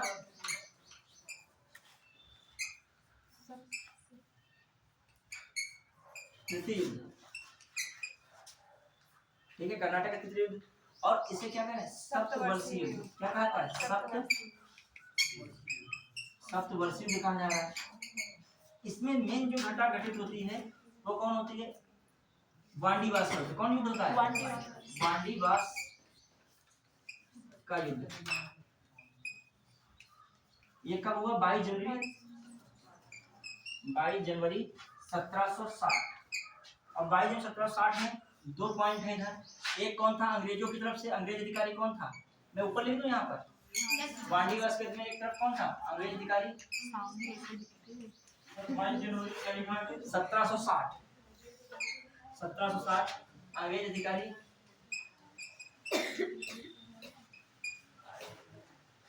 कौन था, आयरकूट। और वर्सेस उधर कौन था, काउंट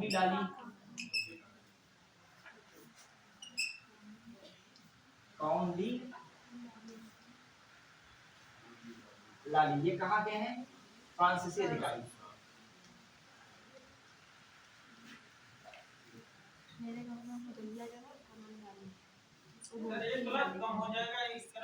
अब दिया जो है, अब उसके बारे में उनसे पूछ लीजिएगा। अब हमें जितना जो हमारी क्लास रखी गई शेड्यूल है उसी अकॉर्डिंग हम आए, आराम से पढ़ाएंगे।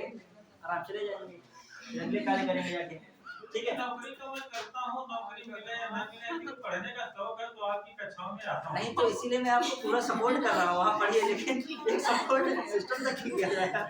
अब मान लीजिए टाइम चूंकि कम है, आप हमारे प्रशंसक हो, मैं इसकी कदर करता हूँ, इज्जत करता हूँ, देखो तभी मैं समझाने का प्रयास करता हूँ। कोई भी स्टूडेंट होता है मेरा आपसे रिलेशन यही तक नहीं है, कोई समस्या भी होती है सपोर्ट में करता हूँ। मैं देखता हूँ आप बिना देखे पढ़ाते हो, मैं समझता हूँ मेरा गुरु जी बहुत इंटेलिजेंट। धन्यवाद, अब थोड़ा सा कवर करा दे, फिर जो है तुम्हारी प्रशंसा मिल जाएगी, सही बात है, ठीक है। अब आइए, ये कौन जीत रहा है, कौन हार रहा है, नानी हार रहा है, कौन जीत रहा है, आयुष जीत रहा है। और शायद तुम हमें बहुत पहले भी मिले थे, ठीक है, हमें बहुत पहले मिल चुके हो, तो शायद ज्वाइन भी नहीं किए थे, उस समय भी कहा था तुम पढ़ो, यहाँ फायदा तुम्हें मिलेगा, ठीक। एक चीज देखिए, पढ़ाई में कामयाब होना और ना कामयाब होने में डिफरेंस होता है। यदि आप कामयाब हो भी जाते तो है ही कामयाबी के लिए पढ़ रहे हो, यदि मान लिया आप नहीं भी कामयाब होते हो तो अन्य व्यक्ति से आप अच्छी जिंदगी जियोगे। एक बात मैंने आपने सीखा, मैं नाइट ड्यूटी करता हूँ, मैं पुलिस स्टाफ से थोड़ा संबंधित हूँ, मैं रातों रात पढ़ता हूँ, चाहे 8 घंटा हो जाए चाहे 1 घंटा हो जाए, पढ़ना है, नौकरी मिले या ना मिले। चलिए वो आप देखते हैं, बात अभी कर रहे हैं, मतलब कुल मिला के हमारा यह रिजल्ट ये कहना है कि जिस घर में शिक्षा होती है उस घर में शांति होती है, कला नहीं होती है। जिस घर में शिक्षा नहीं है, पैसा या जितना हो जाए 500 बीघे तुम्हारे वहाँ खेती हो, यदि शिक्षा नहीं तो घर में कला मचेगी, क्योंकि कोई बोलने का तरीका ही नहीं है, कोई चिल्ला ही रहा है, कोई आपस लड़ रहा है, क्योंकि आपको सोचने समझने का तरीका ही क्या हो जाएगा। देखिए कभी देखिए किसी की फैमिली में क्या होते हैं, मान लीजिए 10-10 हजार 5-5 हजार 20-20 हजार कमाते, लेकिन एजुकेटेड लोग हैं, शांति रहेगी वहाँ पे। आप सोचो कि अभी जिसका ट्रैक्टर है, ट्राली है, सब है, पूरा सिस्टम है, और सोचो उसके बाद तुम जाओ, लग तो बाहर से बहुत अच्छा रहा है, लेकिन घर में जाओ आपस में मारपीट हो रही है, चिल्ला रहे हैं, गलत शब्दों का क्या कर रहे हैं, इस्तेमाल कर रहे हैं, तो वहाँ माहौल अलग है। तो एजुकेशन जरूरी है, ठीक है। हाँ, चलिए भैया अब आपसे हम बात करेंगे भैया, असल में 2 बजे तक है ना टाइम, बच्चों को समस्या होगी, मैं आपसे बात करूंगा, ठीक है। हाँ अब आइए फटाक से क्वेश्चन आंसर पे आ जाइए। जो हम लोग लगभग क्या बता दिया, सारी चीजें बताई, मेन पॉइंट्स थे। तो एक कर्नाटक का प्रथम, उसमें रिवीजन कीजिएगा। पहला कौन, उसमें कौन सेंट थॉमे का होता है, कौन होता है 1748, बस याद रखिएगा। और संधि कौन हो रही है, अच्छा इस पे भी एक लिखेगा, इसमें भी लिख लेगा लास्ट में। 1763 में लिखेगा, पेरिस की संधि से लिखेगा। 1763 में कौन संधि हुई, पेरिस की संधि से युद्ध समाप्त हुआ। 1763 में पेरिस की संधि से युद्ध समाप्त। 1763 में किस संधि से युद्ध समाप्त, पेरिस की संधि। तो अब दिमाग में रखिएगा, एक संधि कौन हुई है, एक्सला-सैपल, दूसरी कौन हुई है 48 में, वो कौन हुई, एक्सला-सैपल की कौन हुई है 48 में समाप्त हो रहा था, 48 में। दूसरी वाली 1755 में पांडिचेरी। अच्छा दूसरी वाली में अनिर्णायक कभी कभी आता है, क्योंकि इसमें निर्णय ज्यादा नहीं हो पाया था, ना फ्रांसीसी जीत पा रहे थे ना, ठीक। अब आइए तीसरी संधि कौन हो रही है, पेरिस की। कब हो रही है, 1763। इसमें ये फाइनली मोहर लग गई कि भारत में अब राज अंग्रेज ही करेंगे, फ्रांसीसी नहीं करेंगे। फ्रांसीसी बोरिया बिस्तरा लेके अब निकलने की स्थिति में है, क्लियर। अब डेनिश को थोड़ा मैंने नहीं लिखा, डेनिश को लिख लीजिएगा पॉइंट वाइज। डेनिश के बारे में 2-3 पॉइंट है बस। डेनिश ईस्ट इंडिया कंपनी की स्थापना, बोल दो चल जाएगा यहाँ पे। डेनिश ईस्ट इंडिया कंपनी की स्थापना 1616 में, 18 नहीं 1616 ईस्वी में हुई। डेनिश ईस्ट इंडिया कंपनी की स्थापना 1616 ईस्वी में हुई। फिर लिखेगा दूसरा मामला, इसमें लिखेगा भारत में इन्होंने पहला कारखाना, भारत में इन्होंने, किसने, इन्होंने मतलब डेनिश ने, भारत में इन्होंने पहला कारखाना ट्रांकेबार,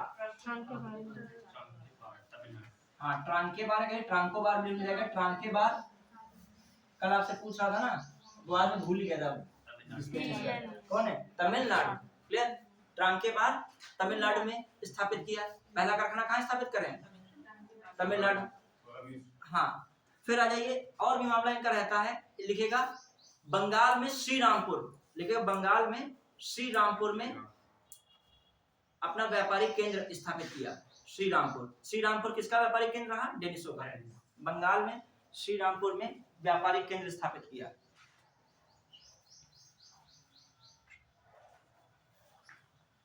देखा। फिर एक अगला पॉइंट लिखेगा 1845 में, 1845 में अपनी कंपनी अंग्रेजों को बेच दी। 1845 में अपनी कंपनी अंग्रेजों को बेच दी, ठीक है। तो मतलब इस तरीके से उन्होंने अपना क्या कर लिया, द एंड किया किसने, डेनिसों ने। थोड़ा बहुत जानो डेनिस का बहुत ज्यादा पूछा जाता नहीं है।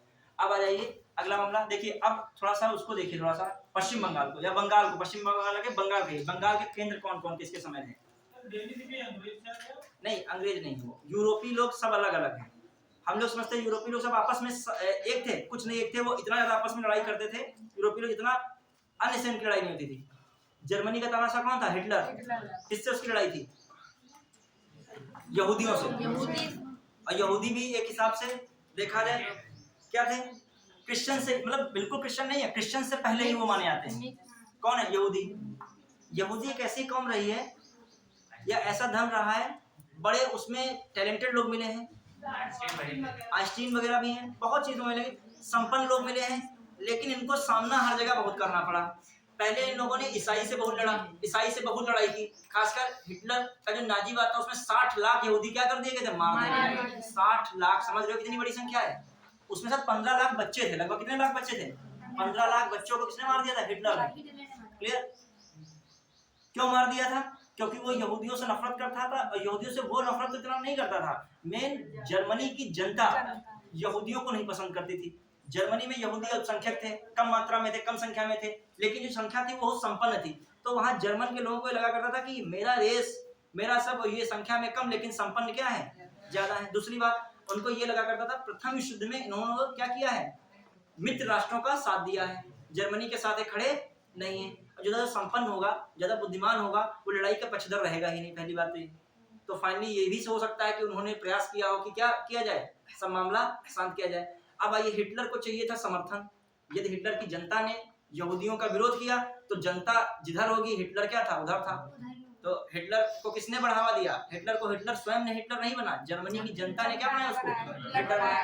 अब आइए, फिर द्वितीय विश्व युद्ध होता है समाप्त, तब यहूदियों के लिए एक क्या होता है, गोल्डन चांस होता है, क्योंकि उसमें अमेरिका जैसी शक्तियां एकदम निखर के आ गई, ब्रिटेन, ऑस्ट्रेलिया पावरफुल बन गए। उन लोगों ने यहूदियों को समर्थन दिया और कहां बसवा दिया, फिलिस्तीन में और इजराइल देश के नाम से।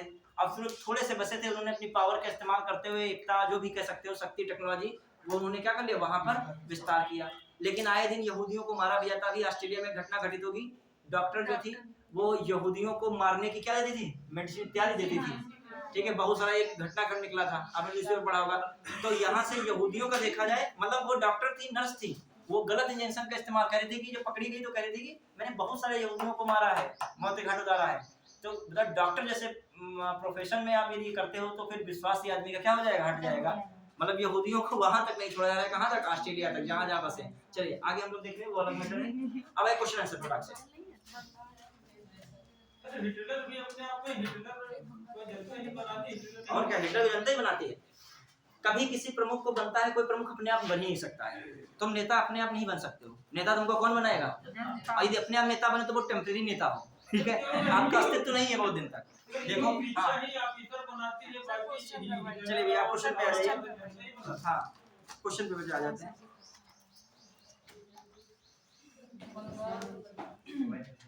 अब देखिए क्वेश्चन पे हम लोग देख रहे हैं, स्टार्ट कर रहे हैं, और जो आए हुए हैं इधर 2-3 साल में उन पे ज़्यादा बात करते हैं। अब देखिए एक क्वेश्चन आया था आरओ री एग्जाम में, ठीक है, आप लोग बताते चलिएगा, इस पर डिस्कस होगा, पीडीएफ में घर पे भेज दूंगा, ठीक है। डिस्कशन वही कर पाएंगे कायदे से, इन्होंने क्लास की है, समझाया, पढ़ा है, ठीक। पहला क्वेश्चन ये आरओ में आया था, भारत में अंग्रेजों की सफलता तथा फ्रांसीसियों की असफलता के कारण, अभी हम डिस्कस कर रहे हैं ना, हम कुछ बोल रहे हैं, वो पीडीएफ एक आ चुकी है, उसको हम नहीं पढ़ा रहे हैं, हम दूसरे क्वेश्चन करा रहे हैं। दूसरे क्वेश्चन वो वाले करा रहे हैं जो इधर के आए हुए हैं, ठीक है, दूसरी मुख्य करा रहे हैं, वो तो आप कर ही लोग आंसर की उसमें है, उसका भी डिस्कशन कर देंगे। हाँ इसमें देखिए, पहले सुनने में भी कोई दिक्कत है क्या किसी को, आप समझिए, आप आंसर बताइए ठीक है। चलिए भारत में, अब ये शांत रहेगा थोड़ा, 10 मिनट 11 मिनट बिल्कुल आवाज नहीं है, जिसको बताना पढ़ाई से रिलेटेड, थोड़ा सा शांत रहेगा भैया।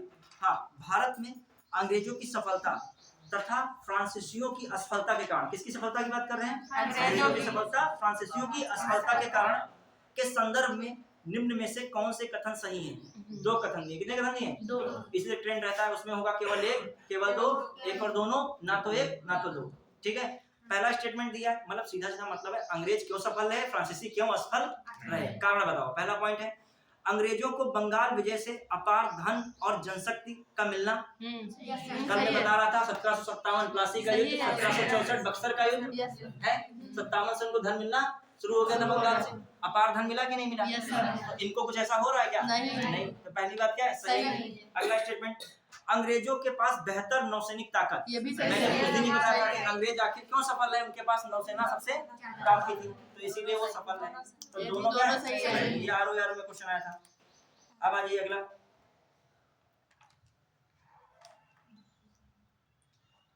क्वेश्चन लिखा है निम्नलिखित पर विचार कीजिए। ठीक है, मृदा, पहला पॉइंट लिखा है मृदा के स्वरूप तथा उपज के गुणों के आधार पर भूमि का मूल्यांकन। मृदा के स्वरूप और उपज के गुणों के आधार पर, मृदा का स्वरूप कैसा है और उपज के गुणों के आधार पर भूमि का मूल्यांकन, पहला पॉइंट लिखा है।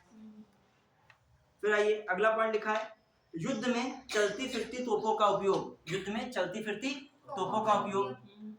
फिर तीसरा पॉइंट लिखा है तंबाकू और लाल मिर्च की खेती। तंबाकू और लाल मिर्च की खेती। फिर 1 2 3 पॉइंट दिए हैं, इसमें बताना है कौन कौन से पॉइंट जो हैं अंग्रेजों की भारत की देन थे। अंग्रेजों की भारत की देन थे, आईएएस में क्वेश्चन आए हैं, अंग्रेजों की भारत की देन थे। अब पहली वाली बात, पहला पॉइंट कौन था? मृदा के स्वरूप, फसल या उपज के गुणों के आधार पर भूमि का मूल्यांकन। ये अंग्रेजों के आने से ही हुआ है क्या? इससे बहुत पहले से हो रहा था। शेरशाह सूरी कबूलियत तो पट्टा व्यवस्था चला रहा है। ठीक है, अकबर ने भी भूमि के उपज के आधार पर जो 10 साल पद्धति बनाई थी। ठीक है, बहुत तरह चल रहा है। ठीक है, तो ये वाली बात क्या हो रही है? अंग्रेजों की देन नहीं है, पहला पॉइंट तो हटा दीजिए। ठीक है, फिर आ जाइए युद्ध में चलती फिरती तोपों का उपयोग। ये बाबर भी कर रहा है, बाबर से पहले साउथ में हो रहा है, विजयनगर साम्राज्य वगैरह की लड़ाई जब होती है, बहमनी वगैरह की, उसमें भी तोपों का इस्तेमाल, मतलब अंग्रेज तो बहुत बाद में, तोपों का इस्तेमाल इससे पहले हो रहा था। मूवी देखेंगे हिस्ट्री वगैरह में, अगर मूवी देखें तो उसमें तोपों पर यूज नहीं की जा रही है। ठीक है, राजा वगैरह लड़ाई कर रहे तो उससे पहले ही हो चुका, ये भी अंग्रेजों की देन। फिर अगला लिखा है तंबाकू और लाल मिर्च। ये पुर्तगाली तो ये भी क्या है? तो इनमें से एक ऑप्शन है कोई भी नहीं, तो ऑप्शन डी इज राइट। ये आईएएस में क्वेश्चन आया हुआ था, तो ऐसे भी क्वेश्चन आते हैं। सारे लोग बोल रहे होते हैं तो मैं समझ नहीं पाता ये भैया कुछ क्लास जब आप नहीं पढ़े तो नहीं समझ पाओगे, रियल ये है। अब आप क्लास आते तो ये लोग क्लास पढ़े तभी आंसर तरह बता रहे हैं, कुछ लग नहीं रहा है, नॉर्मल लग रहा है। अब ये नहीं, ठीक है, ये सही है, वो आप हमारे हिसाब से, अपने हिसाब से कर रहे हैं। ठीक है, अब देखिए एक आपको स्टेटमेंट दिया है क्वेश्चन में, एक तरफ लिखा है पौंचेरी, एक तरफ लिखा है गोवा, एक तरफ लिखा है ट्रांकेबार, एक तरफ लिखा है मद्रास। मैं कह रहा हूं एक तरफ क्या लिखा है? पौंचेरी। ठीक है, दूसरी तरफ क्या लिखा है? गोवा। फिर मैंने क्या बोला? ट्रांकेबार, ट्रांकेबार और मद्रास। क्या लिखा है? मद्रास। अब कॉमन सी बात है कि इसमें पूछा है कौन सा देश के अंडर में कौन रहा है। ठीक है, तो आप बता दोगे ऐसे। पौंचेरी किसके आगे लगा होगा? पौंचेरी किसके लिए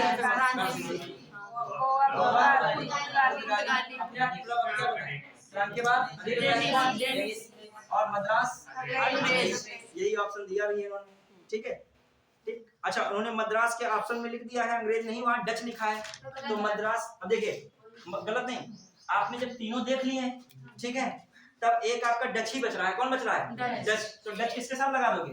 मद्रास। मतलब जब तीन आपके बन रहे हैं, नहीं समझे, मैच दी कॉलम है ना, इधर साइड में क्या दिए हैं? तो मैच दी कॉलम, तो अंग्रेज नहीं दिया तो बच कौन रहा है? ये तो पक्का किसके साथ जाएगा? ये किसके साथ जाएगा? गोवा। 1510 में गोवा को जीता था किसने? पुर्तगाली। फिर ये ट्रांकेबार किसके साथ जाएगा? डेनिश के साथ जाएगा। कॉमन सी बात, ये किसके साथ जो बचेगा वही कर दोगे। क्लियर? ये भी क्वेश्चन आया था आरो यारो में। क्लियर? फिर आगे बढ़ रहे हैं। अब जब कितना सिंपल क्वेश्चन एक आ गया कि भारतीय व्यापार में समय पर प्रवेश किया, किसने किसने समय प्रवेश किया, तो बता दो अपने आप ऐसे सीक्वेंस। सबसे पहले कौन आया? पुर्तगाली, फिर डच, फिर अंग्रेज, फिर डेनिश, फिर कौन? फ्रांसीसी। क्लियर? जो डेनिश थे तो डेनिश रखिएगा दिमाग में। टाइम बता दीजिए। 14। जो व्यापारिक कोठी बताइएगा, उन्होंने कब, किसने पहली व्यापारिक कोठी स्थापित की? सबसे पहले भारत में सबसे पहली व्यापारिक कोठी पुर्तगालियों ने कब स्थापित की? 1503 में कोची में। फिर दूसरे देश कौन है? मसूलीपट्टनम हो गया। दूसरा डच आया बच्चों, उन्होंने कब स्थापित की? 1605। कहाँ पर? मसूलीपट्टनम। तीसरे कौन थे? अंग्रेज। कहाँ पे? 1611। 8 हटा दी, छोटी बड़ी बुक देते हैं 8 देते हैं। 1611 मसूलीपट्टनम, 1611 मसूलीपट्टनम अस्थाई, स्थाई 1613 सूरत। फिर आ जाइए, फिर डेनिस ट्रांकेबा कब 1620 और फिर फ्रांसीसी 1668 कहाँ सूरत। दिमाग में इतना भी रखना है, मैथ्स कॉलम है। अगला बताइएगा। अब बहुत अच्छा क्वेश्चन है, सब लोग करके दिखाएगा, बोलेगा नहीं उसमें, इसे मिलान करके दिखाएगा मुझे, ठीक है। मैं जितना पढ़ाता हूँ डेली उसको पढ़ के जरूर आओ, जितना ही पढ़ा उतना ही, ठीक है। आप अभी अपनी कॉपी पे लिखिए, फास्ट बहुत जल्दी लिखेगा। विमलीपट्टनम, टाइम नहीं है ना लोग बात, पट्टनम विमलीपट्टनम। फिर एक कराईकल, कौन है कराईकल। फिर लिखा है कोचीन, कोचीन और एक चिंसुरा, चिंसुरा। और फिर डच है, इनके बताने हैं केंद्र, ठीक है। कब क्या बने, छत्तीसगढ़ पीछे 2022 में क्वेश्चन आया था, 2022 में, ठीक है। ऑप्शन में इधर लिख रहा हूँ, मतलब वही सामने क्या है 1653 1645। सर अन्य स्टेटों में भी जा करके देखो भैया एक सेकंड आप पढ़ाई थोड़ा रुक जाइएगा, अभी मैं बात करता हूँ आपसे। 1663, ठीक है। अब आइए, ये हमने लिखा है, आपको क्या करना है, इसमें मिलान करना है। क्या करना है, मिलान। छत्तीसगढ़ पीछे 2022 में आया, तभी मैं लिखा देता हूँ, क्वेश्चन आ जाते हैं इससे। मतलब इसमें क्या करना है, मिलान करना है। अब बताइए, ये विमलीपट्टनम नहीं पता छोड़ दो, टेंशन ना लो, क्लियर। आपको कराईकल पता है, कराईकल कब मिला था 1645 में, क्लियर। कोचीन 1663 में, चिंसुरा 1653 में, और ये कब बचेगा 1641 में, क्लियर। तो ये छत्तीसगढ़ पीछे जो सन तक दे दिया है, तभी मैंने क्या लिखा दिया आपको, डच के सारे सन लिखा है। फिर आइए अगला। अब बहुत अच्छा क्वेश्चन है, क्या है फिर बीपीएससी 2023 में, मतलब पिछले साल ही बिहार पीसीएस में क्वेश्चन आया है। आप लोग बताइएगा, डच ईस्ट इंडिया कंपनी ने किस वर्ष पटना में अपना कारखाना स्थापित किया। अब देखिए, पटना में अपना कारखाना स्थापित किया। अब देखो ध्यान दीजिएगा, ऑप्शन बताइए। वैसे जो है आपका बालासोर और पटना में कब हो रहा था 1658, यही है सही 1658। अब एक और क्वेश्चन है बहुत अच्छा, बंगाल में कौन सा कारखाना डचों ने स्थापित किया। इसमें थोड़ा विवाद हो गया क्योंकि दो ऑप्शन दिए, लेकिन किसको ज्यादा मानोगे, ठीक है। अब ध्यान देगा, बंदेल लिखा है, चिंसुरा लिखा है, हुगली लिखा है, श्रीरामपुर लिखा है, तो फर्स्ट प्रायोरिटी किसको दोगे, ऐसा क्वेश्चन आता है। हाँ, श्रीरामपुर किसको दोगे, क्लियर। और जो हुगली रहता है, लेकिन मेन जो है चिंसुरा रहता है उनका, क्लियर। हाँ फिर आइए, हुगली मेन किसका रहता है, पुर्तगालियों का, और फिर अंग्रेजों का भी रहता है। फिर फ्रांसीसी ईस्ट इंडिया कंपनी किसके शासन काल में स्थापित हुई थी, लुईस 13वें 14वें 15वें 16वें। अब आइए देखिए, कर्नाटक युद्ध लिखा है, इसमें बताना है कौन सही या गलत है, क्लियर। पहले के सामने लिखा है कर्नाटक, इसमें बताना है कौन सुमेलित नहीं है। पहला लिखा है कर्नाटक का युद्ध, प्रथम युद्ध 1746-48, ठीक है। फिर अगला लिखा है कर्नाटक का द्वितीय युद्ध 1750-52, गलत हो गया। बस पानीपत का द्वितीय 1761, तो सारे करीब हो गए। और अंबुर का 1749, तो ये भी बात क्या है, सही है, क्लियर। अब इसमें संधियां लिखी हैं, मैच करना है आपको। जैसे एक तरफ लिखा है कर्नाटक का प्रथम युद्ध, कर्नाटक का द्वितीय युद्ध, कर्नाटक का तृतीय युद्ध, उसमें सामने लिखा है, तो कर्नाटक के प्रथम युद्ध में क्या होना चाहिए, द्वितीय रहा, द्वितीय पांचेरी दे तो ठीक है, नहीं दे तो अनिर्णायक दे देगा, तो भी क्या लगा दोगे वही। अब फिर तीसरा के सामने क्या लगाओगे, बिल्कुल सही। अब आइए, बहुत अच्छा क्वेश्चन आया है बीपीएससी में, निम्नलिखित में से प्रथम कर्नाटक युद्ध कौन सा तत्कालीन कारण था। पहला लिखा है अंग्रेज और फ्रांसीसियों के बीच प्रतिद्वंदिता, ऑस्ट्रिया की राजगद्दी की जंग, कर्नाटक की राजगद्दी का मसला, अंग्रेजों द्वारा फ्रांसीसी जहाजों का अधिग्रहण। तो सभी थे, लेकिन तत्कालीन कारण पूछा है ना, तो क्या लगा, कारण वो भी थे, जंग थी कर्नाटक की राजगद्दी की, वो भी लड़ाई था, और प्रतिद्वंदिता की जंग थी, और राजगद्दी की भी तो जंग थी, ऑस्ट्रिया की राजगद्दी की, सब थे, लेकिन तत्कालीन कारण क्या बना, अंग्रेज द्वारा जहाजों का अधिग्रहण।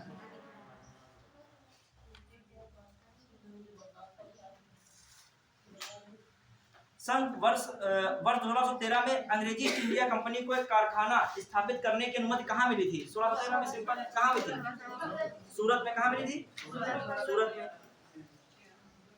अब आइए स्टेटमेंट वाले क्वेश्चन है, पीसीएस में क्वेश्चन आया था कैप्टन हॉकिंस के संदर्भ में, ठीक है। इसमें लिखा है वह 1611 में जेम्स प्रथम के दूत के रूप में भारत आया। 1611 नहीं, 1611 क्या हो गई, गलत। दूसरा स्टेटमेंट, ये तुर्की भाषा का बहुत अच्छा ज्ञाता था, तो सही, तो केवल दूसरा कौन सा ऑप्शन, केवल दो।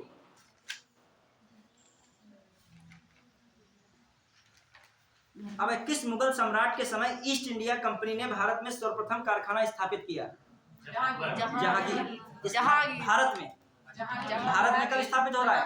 1613 और 11 मान ले 11, और 11 का टाइम पीरियड किसका है? जहांगीर का है। 1605 से 27 तक कौन रहता है? जहांगीर रहेगा। क्लियर? हाँ, ईस्ट इंडिया कंपनी की स्थापना कब हुई? 1600 में। उस समय भारत का मुगल सम्राट कौन था? क्लियर? बस 1-2 मिनट में क्वेश्चन बस कवर कर लें, बस 1-2 क्वेश्चन देख लें। हाँ, बस एक बहुत अच्छा क्वेश्चन है, आईएएस में भी है, पीसीएस में भी। पौंडचेरी के संदर्भ में कथन पर विचार कीजिए। 3 कथन दिए हैं, ठीक है।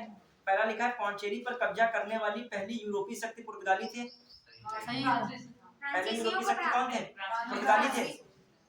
देखिएगा, पौंडचेरी पर कब्जा करने वाले पहली यूरोपीय शक्ति पुर्तगाली थे। अभी तुमको देखे, मैंने ये तो नहीं बताया था कि पुर्तगाली है कि नहीं, ये लाइन भी मैंने नहीं बताई थी, इसको भी छोड़ दीजिए। सेकंड लाइन में क्या, फिर एलिमिनेट मेथड कीजिएगा। पौंडचेरी पर कब्जा करने वाली दूसरी यूरोपीय शक्ति फ्रांसीसी है। मैं कह रहा हूँ डच और डेनिश भी आए हैं, तो इसका मतलब मार्टिन ने स्थापित किया, पौंडचेरी को एक वृहद रूप दिया, लेकिन उस क्षेत्र में पहले से कब्जा डच और जो है किसका, डच और मतलब डेनिश तो बात की बात है, लेकिन डच किसके पहले आ चुके हैं? फ्रांसीसियों के पहले आ चुके हैं।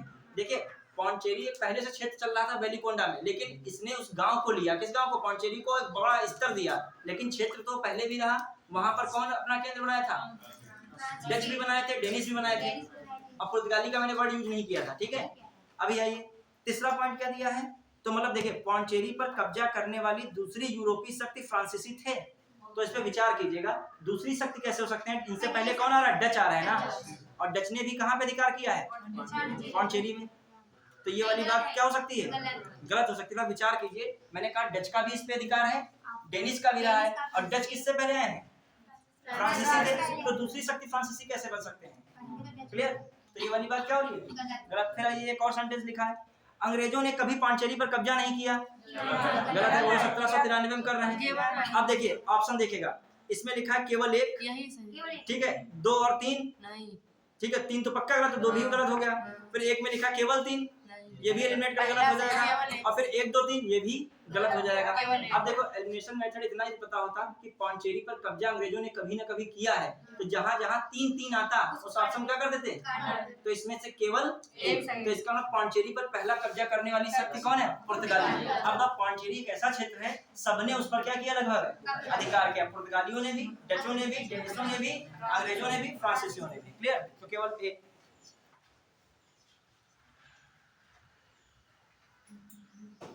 बस वास्को डिगामा वाला क्वेश्चन बता दिए, इसके साथ बंद कर रहे हैं।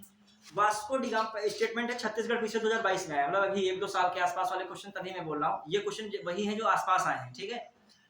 वास्को डिगामा की 1498 भारत यात्रा के समय कालीकट का शासक जमोरिन था। लिखा था कि नहीं, हिंदू शासक जमोरिन ने किसका स्वागत किया था? फिर अगला सेंटेंस क्या था? प्रथम यात्रा में वास्को डिगामा लगभग 1 साल तक भारत में रहा था। मैंने कहा था 3 माह। एक बात को दिमाग में रख चलिएगा, ये लाइन आई है, ये वाली बात क्या हुई? 1 साल नहीं, कितने माह रहा था? 3 माह। हॉकिंस 3 साल, और वो जो आपका कौन है, वो 4 साल लगभग, 15 से 19। कौन? Thomas Roe. थोड़ा समझिएगा इसको। फिर आइए, अगला सेंटेंस दिया है, वास्को डिगामा पुनः 1501 में भारत आया। 1502 में बताइए, केवल एक सही। दोनों सेंटेंस क्या है?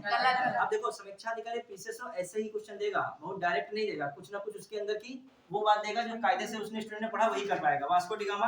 अब देखिए, 1-2 क्वेश्चन और में बस समाप्त करें, लास्ट है। आईएएस में क्वेश्चन आया था, भारत में यूरोपीय शक्तियों के प्रवेश के संदर्भ में निम्नलिखित में से कौन सा सही नहीं है? पहला लिखा है, पुर्तगालियों ने 1499 में गोवा पर कब्जा किया। 1499 में कहा किया? 1510 में किया। तो पहली बात क्या हो गई? आईएएस में ये क्वेश्चन आया था, ये वाली बात क्या हो गई? गलत। फिर उन्होंने कहा अंग्रेजों ने पहला कारखाना दक्षिण भारत में मसूलीपट्टनम में लगाया। फिर लिखा पूर्वी भारत में अंग्रेजी कंपनी ने 1633 में उड़ीसा में पहला कारखाना लगाया। ठीक है, पहली पूर्वी भारत में उड़ीसा में ही पहला कारखाना मतलब बालासोर। फिर कह रहा है डुप्ले के नेतृत्व में फ्रांसीसियों ने 1746 में मद्रास पर कब्जा कर लिया था। ये भी बात क्या सही है? तो पहला वाला क्या हुआ गलत। तो इसी के साथ आज इतने रखते हैं। लगभग मेन क्वेश्चन हमने क्या किया पूछ लिया। आप बाकी जो है क्वेश्चन पीडीएफ दिया और लगाइएगा। कुछ नई इन्फॉर्मेशन हो कॉपी नोट कर लीजिएगा। वास्को डी गामा इस कंपनी का संस्थापक था। वास्को डी गामा पुर्तगाली पैदा था। अगला एक सेकंड फोटो चेक खींचना है। फोटो एक सेकंड बैठ जाइएगा। फोटो क्या नाम है? बैठ जाइएगा आप बैठ जाइएगा। गुरुजी हमने आपकी क्लास में क्वेश्चन है जो आपसे क्या इसके लिए हम क्षमा चाहेंगे। नहीं माफी नहीं मिलेगी। आपको हमने डेक्लेयर किया।